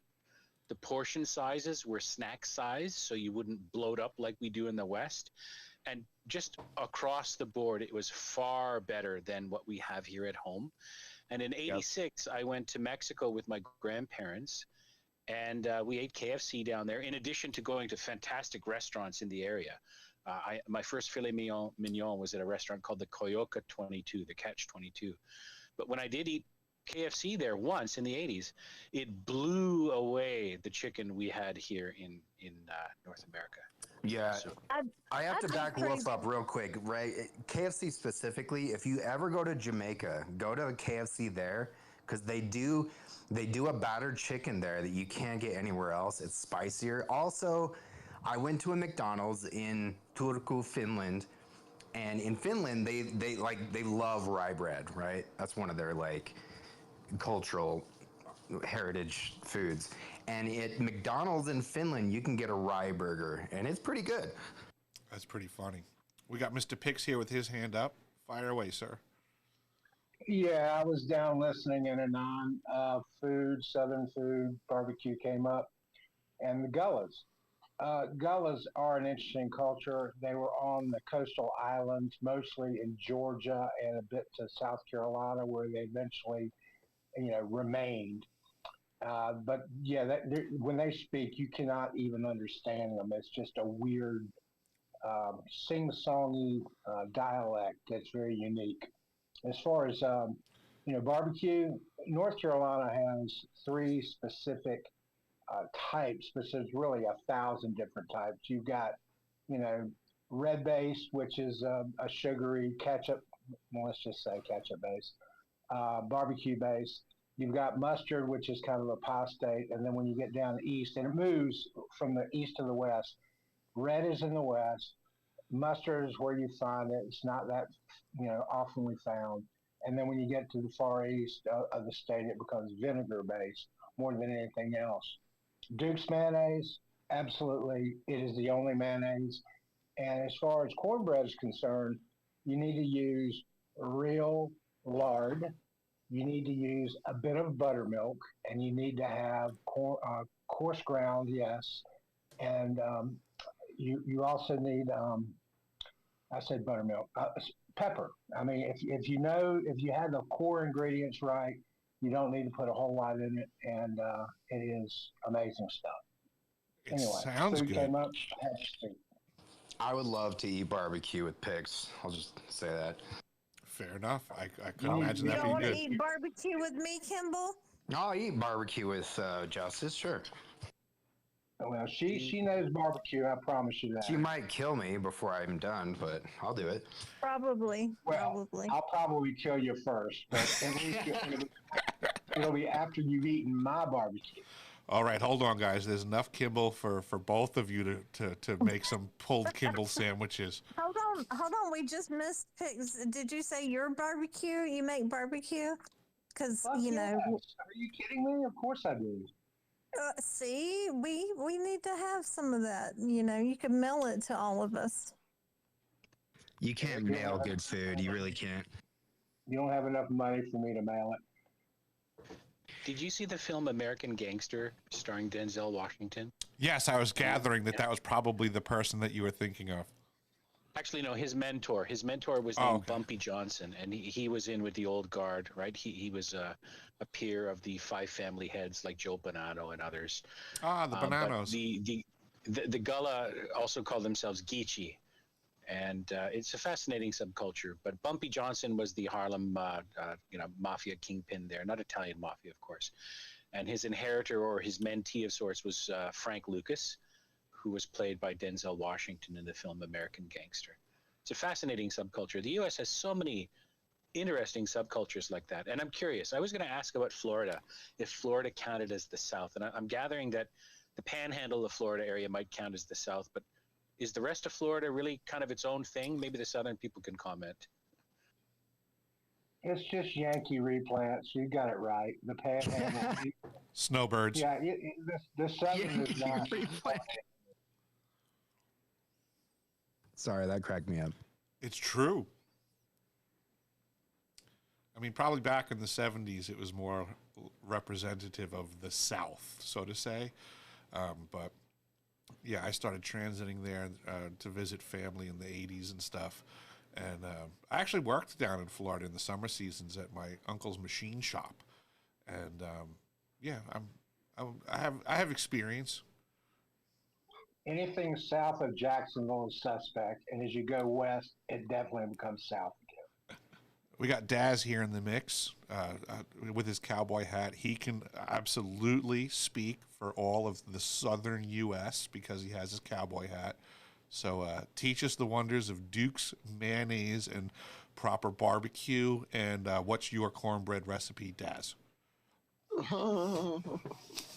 You're so funny. Like, that's exactly why I put my hand up, because I only really wanted to come in and say hi. I was surprised that your space is still going, so it was nice to have a bit more of a calm, measured space. But I was having a conversation with Strader yesterday, and then he made a point of like, whenever the British get together, like, all of us Americans are like, what are they talking about? What are they saying? And you all sound so different. And I thought to myself, do you know how many times I'm in that situation with a platform full of Americans, and I'm sitting there thinking, yep, this is one of those times. I have really no context idea what you're speaking about. Yes, I know what barbecue is, and that's about it. But I just found that really interesting, like how many times I'm sat in spaces with all you Americans that I love, but I really just have no context.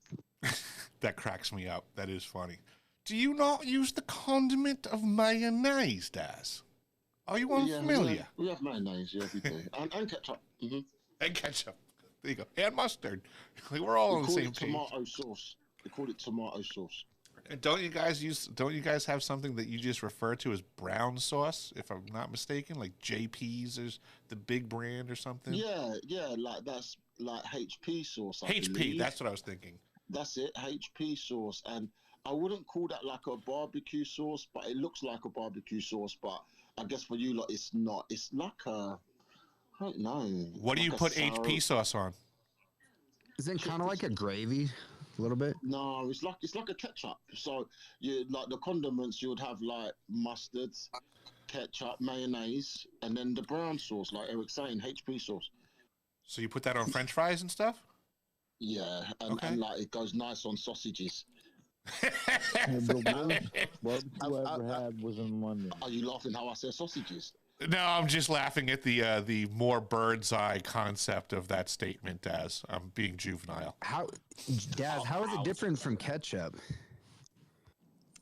Because I guess ketchup is tomatoes, Kimball, and I couldn't even tell you what the brown sauce is, mate. I don't know what it is. Okay. I don't think I've ever had the brown sauce, but in my brain, I feel like it's somewhere in between barbecue sauce and ketchup. Yes. Sorry, I can. No, sorry for interrupting. I can attest. I liken it most to A1 steak sauce. Okay. Okay. I will say some of the best Indian food I've ever had was in London. Yeah, there's a lot of good Indian restaurants here. What, do you guys not have Indian places in America? We do, but I heard you guys are kicking our asses. New York has really good ones. I heard that there's like more Indian restaurants in the UK than there are in India. Like, Eric, seriously, like, there's literal towns that you go into and you're like, oh my God, like, am I in India? Like, I know that sounds really like non-PC, but every shop, every restaurant, every person, you know, Tower Hamlets is one that comes to mind in East London, that you go there and it's just like, if you're not from that kind of background, you would feel out of place. You could trick people, like blindfold people, bring them in a plane, bring them to that town in the UK and tell them like, hey, I shanghaied you and brought you to India. Totally. Oh no, we lost pics, you know. Yeah, I love pics, but yeah, no. Anyway, I hope you're all well. You got it, Daz. I am curious, and just before you go, I just want to ask, because it is my understanding that folks in the UK have a major affinity for Indian cuisine. So I just want A, confirmation, is that true for you? And then B, like, what's your favorite dish when you go to an Indian restaurant? I mean, okay, so I'm Guyanese, as I've explained to you before, which is in South America.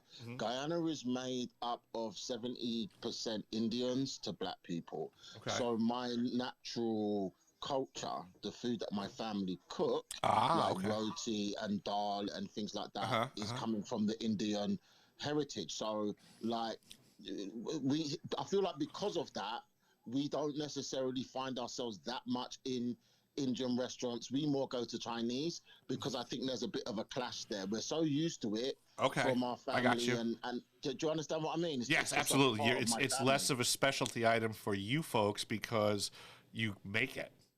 It's not like going out. Exactly. I get that. Like my mum can make like the best roti, you know? Okay. And like all of the Jamaicans and that have to come to my mum to make it and stuff like that. And that is coming from the Indian side of things, right? So we're very used to like how Indians cook. So if I was to go, you'll laugh. I'm one of the only black people that you've met who I can't really handle curry.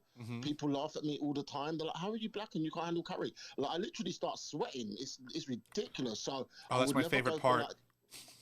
Right, I would never go for like the hot curries.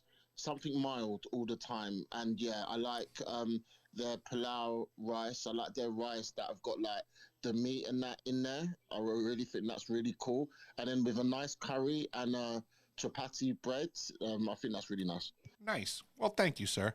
Got a couple of hands up. I think Kimball had his up first, and then we'll go to Wolf. Daz, I know we've talked a little bit about Guyanese food, which, yes, is different from Ghanaian, but do they have pepper soup in Guyana? Oh yeah, pepper pots too. See, Eric remembers a pepper pot. I'm so impressed. Yeah, pepper soup. You mean soup that is very peppery? Is that what you mean? I don't know. Again, I know Ghana and Guyana are not even close to the same country, but they're on different continents. Yes, exactly. I just I know they have. Look, like my ex was Ghanaian, and she showed me some food that was ironically Guyanan. Guyanan? No, it's Guyanese. Guyanese. There we go. Guyanese, correct. But they also had pepper soup, so I don't know. I just thought I would ask if they probably because when my mum does certain soups, and she puts like Scotch bonnet and that in there, it's like really like peppery. But then it's got when they do their soup, it's got so many different things in it. I couldn't tell you what the ingredients were. Can you buy Scotch bonnets over in England?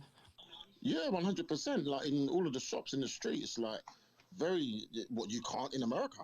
No, nope. Oh, okay.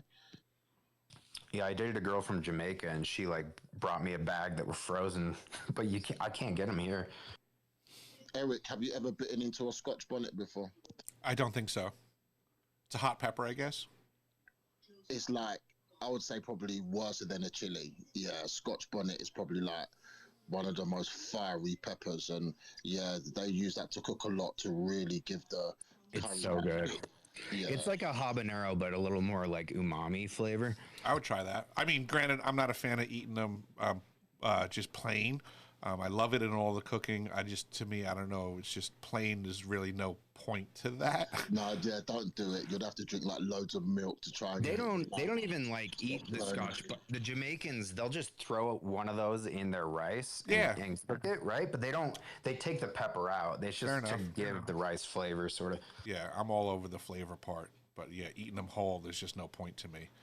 But Wolf, you had your hand up. Go ahead, sir.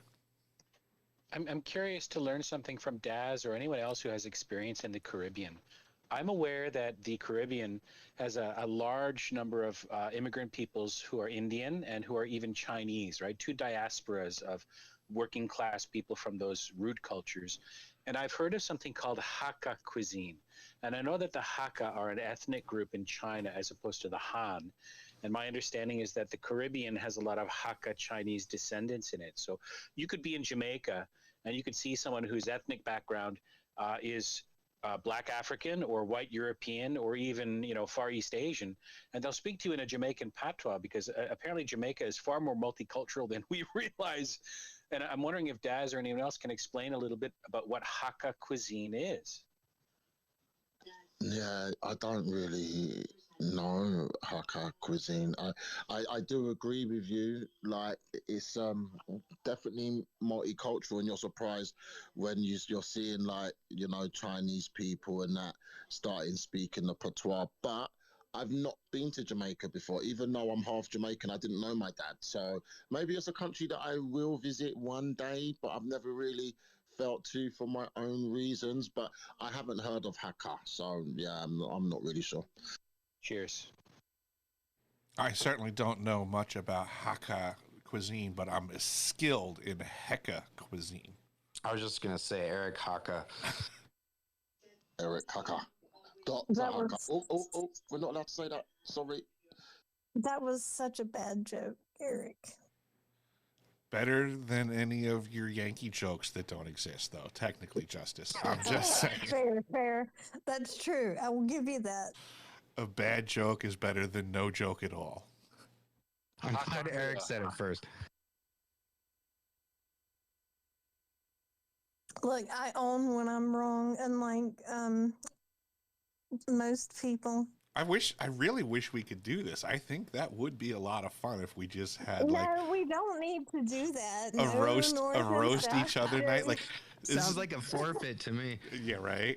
Yeah, that is a forfeit because I Googled it. Like I used AI to try and find some funny jokes. I did too. Remember? Every joke was so fucking lame. Which goes to show us how lame these AI language learning models are. They can't even come up with good jokes against Long Islanders. I mean, what's the point of this technology if it can't even cross that bridge? Look how limited it is.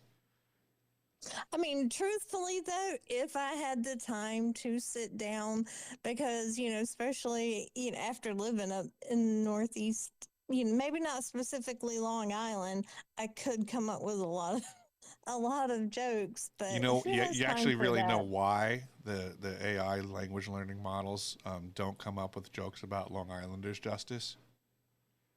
Tell me why. Tell me why. It's called respect. It's called what? It's called respect. Oh my God. Sorry, I was laughing at Justice singing Backstreet Boys. I'm sorry. I thought somebody had stepped on a cat. That's probably true. You know my story about when I tried to sing as a kid, right? Refresh my memory, and a lot of the audience probably hasn't heard it. And Gene, being an aficionado of good singing, he might get a kick out of this.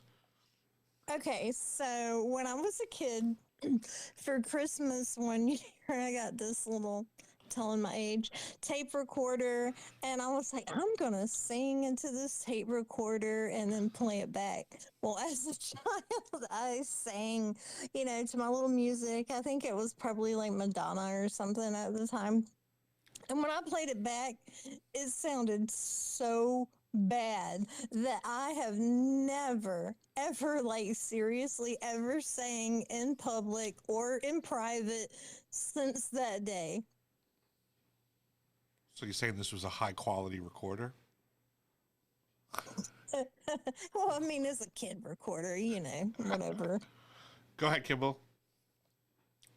Oh, my hand's not up. Oh, sorry. It's the shadow hand of Kimball sneaking behind the scenes. But now I sing ironically. I embrace it, though. Oh, boy. Did the neighbors get to hear? If you're doing it from your heart, you can never go wrong, right? There's a lot of people who don't have a great voice. Tell me why. But they communicate the lyric and they express the lyric in a way that you can certainly appreciate. And so long as you're doing that, Justy, that in and of itself is an art. I can totally follow that. I will say, now let me tell you, this is like the sweetest thing. This guy I dated, I feel like maybe he was the one, but we broke up. Anywho, like when I would sing, no matter how bad I sang, he would tell me he loved to hear me sing. And I just thought that was the sweetest thing, the best compliment, that I ever got because I know damn well I can't sing. And I used to bite my fingernails, and he would tell me, "Your hands are so cute." So, when somebody loves your imperfections, it's so like flattering and heartfelt. Just to back Gene up, look at Bob Dylan, right? Awful voice, but goddamn, like one of the greats. Exactly. I mean, even Sinatra, right? Even Sinatra, his key was that he had a way of forming a lyric, and that's why so many people can impersonate Sinatra and can do that style, myself included, because it's more about crafting the lyric. It could also have something to do with Bob Dylan selling his soul too. We have a new random speaker to the panel.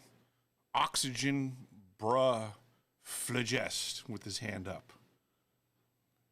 Hello, how's it going, guys? Fantastic. I have something I wanted to get off my chest. Is it pertinent to the conversation, or are you just barging in with random information as a rando? Well, it's information on government stuff that I had to deal with. I thought maybe maybe some people might be interested in listening. It's Not really. If some rando pops in and doesn't have anything pertinent, that's not usually something this audience is a fan of. Oh, sorry. All right. Well, do you normally just charge into rooms and take over a conversation with information that's pertinent to you? I've been in these spaces. I just had a different account. Like Daz introduced, or he said, I'm an experiencer. So, Daz, was my other account. They're usually like 1700s themed, but I switch accounts a lot. Yeah, that's usually a peculiar activity. To just switch accounts a lot and charge into rooms and be like, "Hey, listen to me." It's not anything nefarious. It's just peculiar. I didn't say nefarious. I said peculiar. But, certainly gives people pause when that activity occurs. My experience is it usually means someone's not that genuine. But that would be my experience with the activity. Welcome, though. How are you doing? Yeah, I mean, fire away, but just be, it's like a buyer beware thing. Like if you're going to come in doing all of the things that make you look peculiar, be prepared to be treated that way. Damn. Welcome to Eric's space. Yeah. Quick topic change. Yeah, we're all talking about food, and this guy's like, "Let me tell you, I'm an experiencer." No, I love Eric for how direct he is, but do you know what? Like I see it happen so many times on spaces, and I guess it just depends on the host and the setup of the space if that is going to be tolerated, I guess. But Eric just kind of calls it how it is, and it's as simple as that. Yeah, it's a Pied Pipering thing. Like even Kimball, it's just somebody coming in and being like, let me redirect everybody's exit stage left. Oxygen, you should hit up UFO intros. He's a slut for all kinds of UFO disclosure stories. Yeah, just keep trying all the other rooms and be like, I'm an experiencer. Listen to me, because all experiences must be telling the truth. I mean, it's a shame because I literally had a space yesterday. As Justice asked me to, and then she didn't show. Maybe she was at work. But I had a space yesterday on experiences and their experiences. That would have been a more fitting space to come in and just jump up and share kind of where you're at. Yeah, the reason why I switched my my accounts so much is because I'm afraid that if I keep one account, that I had a crazy event that happened to me I don't want to talk too much about it, but like I know that somebody's like watching me and shit like that, so that's why I switch my accounts a lot. Well, guess what? Someone is watching you. There's probably many people watching you. I always feel like I'm gonna sing for you, Justice. Somebody's watching me. Aw, Who's sounds playing like your tricks voice on is me? like mine. Hey, look, Oxygen. I know somebody who's about to do a space that you may be interested in. She's talking about it in the back channels, but it would be interesting if you wanted to join us for that space. We do a lot of some of the topics that you might be interested in, like, some of the programs out there and how they affect human behavior and the mind and stuff like that. So just keep that in mind, and I'll message you when we find out when we're going to do it. That'd be very cool. Thank you. There you go. He's following you, Justice. And I think you follow him. Yeah. Yep, we follow each other. It's one of these But Mason-Dixon where's liners. my mixtape? Where's my mixtape, Eric? Oh, that's a good question. I need to put one together. I'm floundering. Can we come up with the recipe for, what did you call it? What the hell did you call it before? Lazidi? That's what it was. Lazidi with the sign of Lazidi and COINTELPRO bread. COINTELPRO.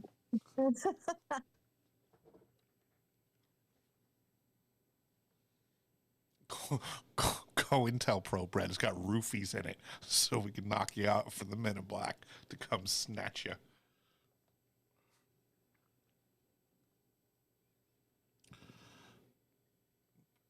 Well, Mixtape. Damn, Justice. It's a good one. I've made a few mixtapes in my life. I ain't gonna lie. Yeah, and you promised me one like so many months ago that it still has not come to fruition yet.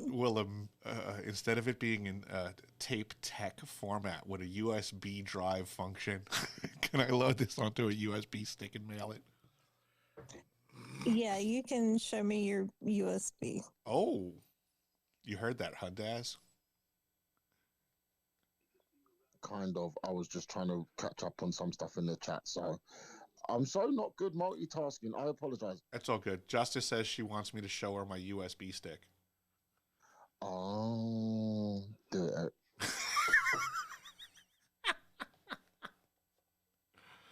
Oh, too funny. Well, I think with all of this food chatter, totally antagonizing my stomach, which it's time to fuel my furnace. He's gonna go. No, Justice flirted with him some more, so he stays. That'll make him go away. Quick, sing me a tune.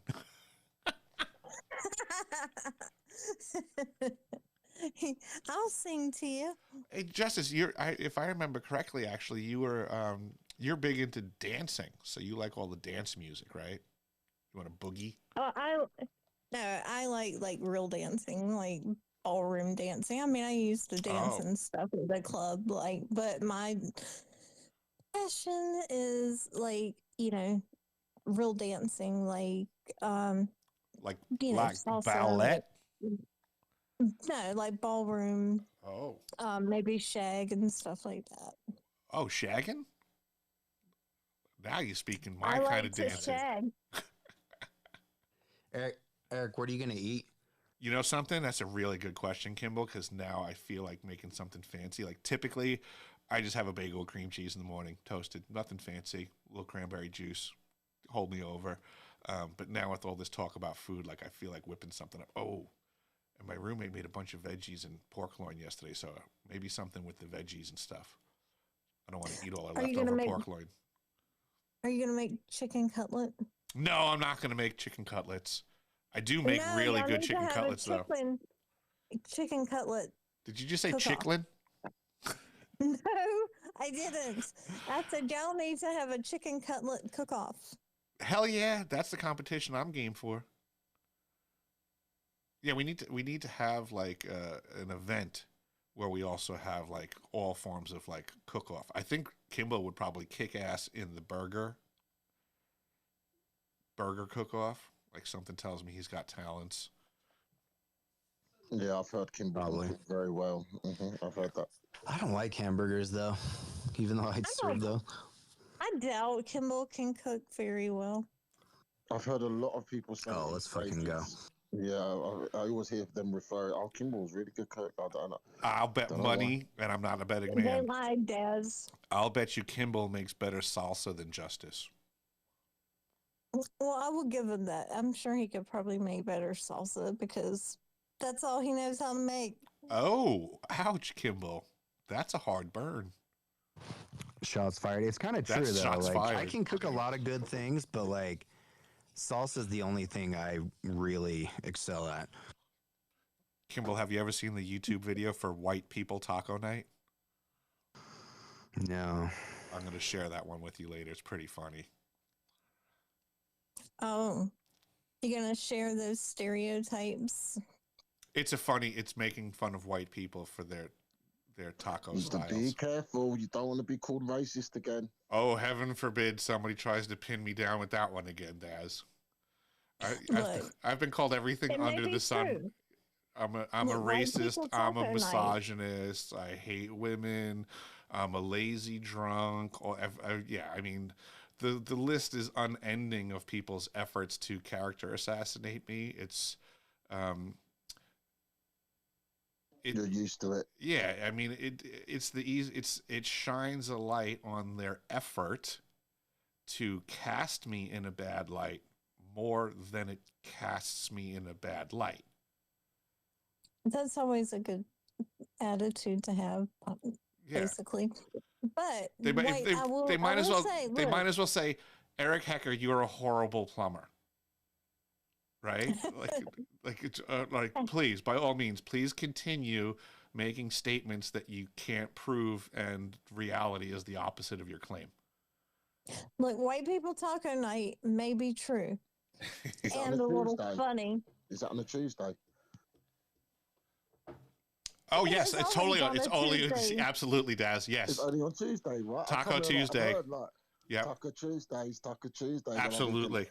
I've only heard the white people say it. That is correct, Daz. Helmo literally done a song where it was called White People's Taco Night, and I've heard him. I had to request it because it was so hilarious. If you've ever been into Helmo Spaces, ask him to sing White People's Taco Night. It's hilarious. I'm gonna find the YouTube clip for it. I'm gonna put it up later, and I'm gonna try to tag Justice, Daz, Kimball.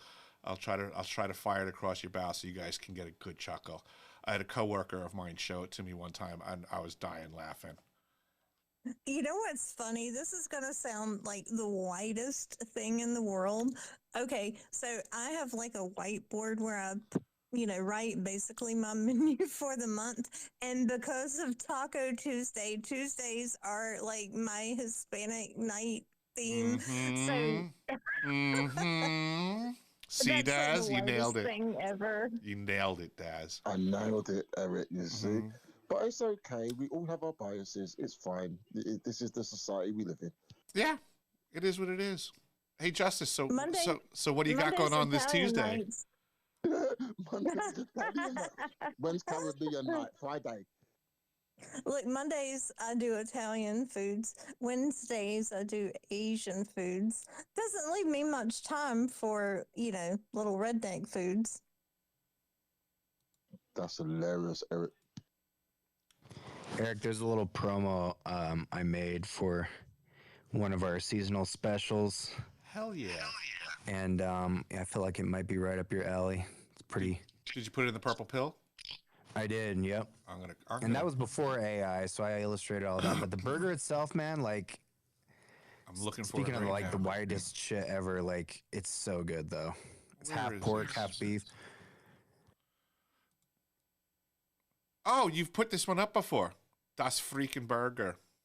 Yeah. Yeah, okay. that does look I good. worried maybe I had put this up before. Yeah. Well, don't I worry. just figured you're German, right? You should enjoy it. I would hammer that thing down. I love red cabbage. It's so good. And the house-made sauce we do on it, it's yummy. So for me, growing up, Thanksgiving incorporated red cabbage, and apparently that's not in everybody's Thanksgiving meal. But we always had turkey, stuffing, mashed potatoes, corn, gravy, red cabbage. Yeah, it's good. And we put apples with the cabbage when we make it. Oh, hell yeah, that sounds good.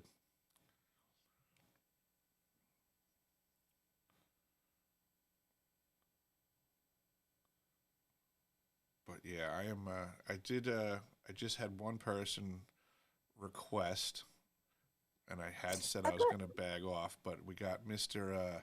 Derek Frangos here with his hand up. What do you got, Hey, Mr. guys. Derek? Appreciate you bringing me up, Eric. I actually wanted to ask you a question about your time at the South Pole. What was the most challenging case where you had to decide whether something was a real anomaly versus like an artifact of instrumentation or like the extreme environment, and what ultimately helped you make that call? I don't think at the time there was any situation as you're presenting that like forced me to make a call in regards to anything like anomalous. It wasn't pressing.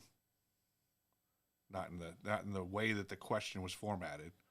I mean, I discovered the ELF system operating, which I didn't enjoy learning that, but it didn't require me to make a decision. I saw a UFO fly over the facility. Didn't require me to make a decision. I mean, the pressing decisions normally had to do with like, hey, that's on fire and it can blow up and take out half the facility and leave us stranded and most likely then die shortly thereafter. Like, so it was usually the more pressing dilemmas were usually from catastrophic systems failure.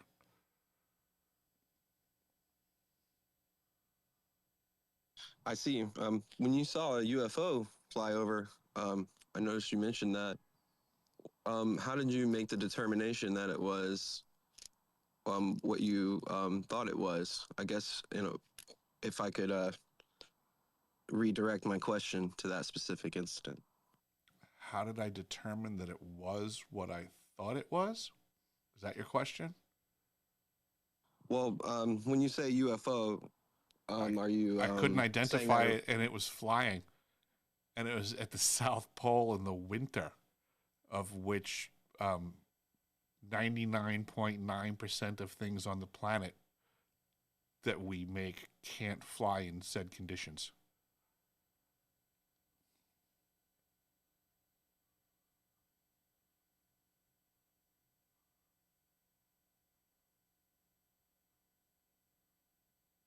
Does that help? Yeah. What did it look like? Have you never heard me tell the story prior to hearing it today? Actually, I have not. I've heard some of your testimony in relation to, I think it was Stephen Greer, but it's mostly vaguely like, I don't have much knowledge of it. So Fair I enough. like the opportunity to just ask you. It was a giant, massive, flaming fireball that went from horizon to horizon at ridiculous speed. Wow. Kimball, looks like you got your hand up. I don't see his hand. No, sir. Oh, 10-4. Again, the Another shadow hand of hand. Kimbo. Just backhanding me with his shadow hand. Did you have any more questions, Derek? I'm sure I have a ton more, but I don't want to take up too much time and let everybody else Fair speak enough. if they would like. It's not that he needs to go and get some food. He doesn't usually keep it open this long, and we was dragging it out, but Yeah. I kind of feel bad as well. I know he's hungry. It's 4 hours since you opened, right? Yes, sir. And yes, absolutely. I do try to be polite and bring folks in when they're engaging. I do my best, but also, I mean, I will admit, like as I've admitted before to folks, like I'm a different person when I'm over caffeinated, and I definitely cross the line. Like when I go from hungry to hangry, oh boy, I become a beast. So I've teetered into the hungry zone, and I should probably close this up before I just get full-blown hangry and then just stay on for 6 hours, just like berating every syllable that comes out of everybody's lips. And then I'll just blame everything on Justice. She'll be crying on her whiteboard. The moisture will ruin her menu, and then she won't know what to do with herself for the rest of the month when her menu is ruined. And it'll be my fault for going into the hanger zone. We don't want that to happen, Eric. Go and get some food. All right. That could be a new song, Highway to the Hanger Zone. Highway to the Hanger Zone. I'll put that on the mixtape for you, Justice. Everyone, thank you for joining. Daz, Kimball, Justice, Woof, I see you down there still. Thank you for listening and engaging and all the wonderful information that you shared today. It is completely appreciated. I would say, as a responsible host and man on a mission, if you're not following along, please give me a follow. Please like on my stuff, leave comments, repost. It really helps. And I do have a website where I'm trying to get information out to the people, and it costs me a small fortune through the years. There is a donate button. If there's anything that you can do to lighten the burden financially, would be really appreciated. But with that being said, everybody out there, I will catch you on the flip side. Have an excellent day and be well.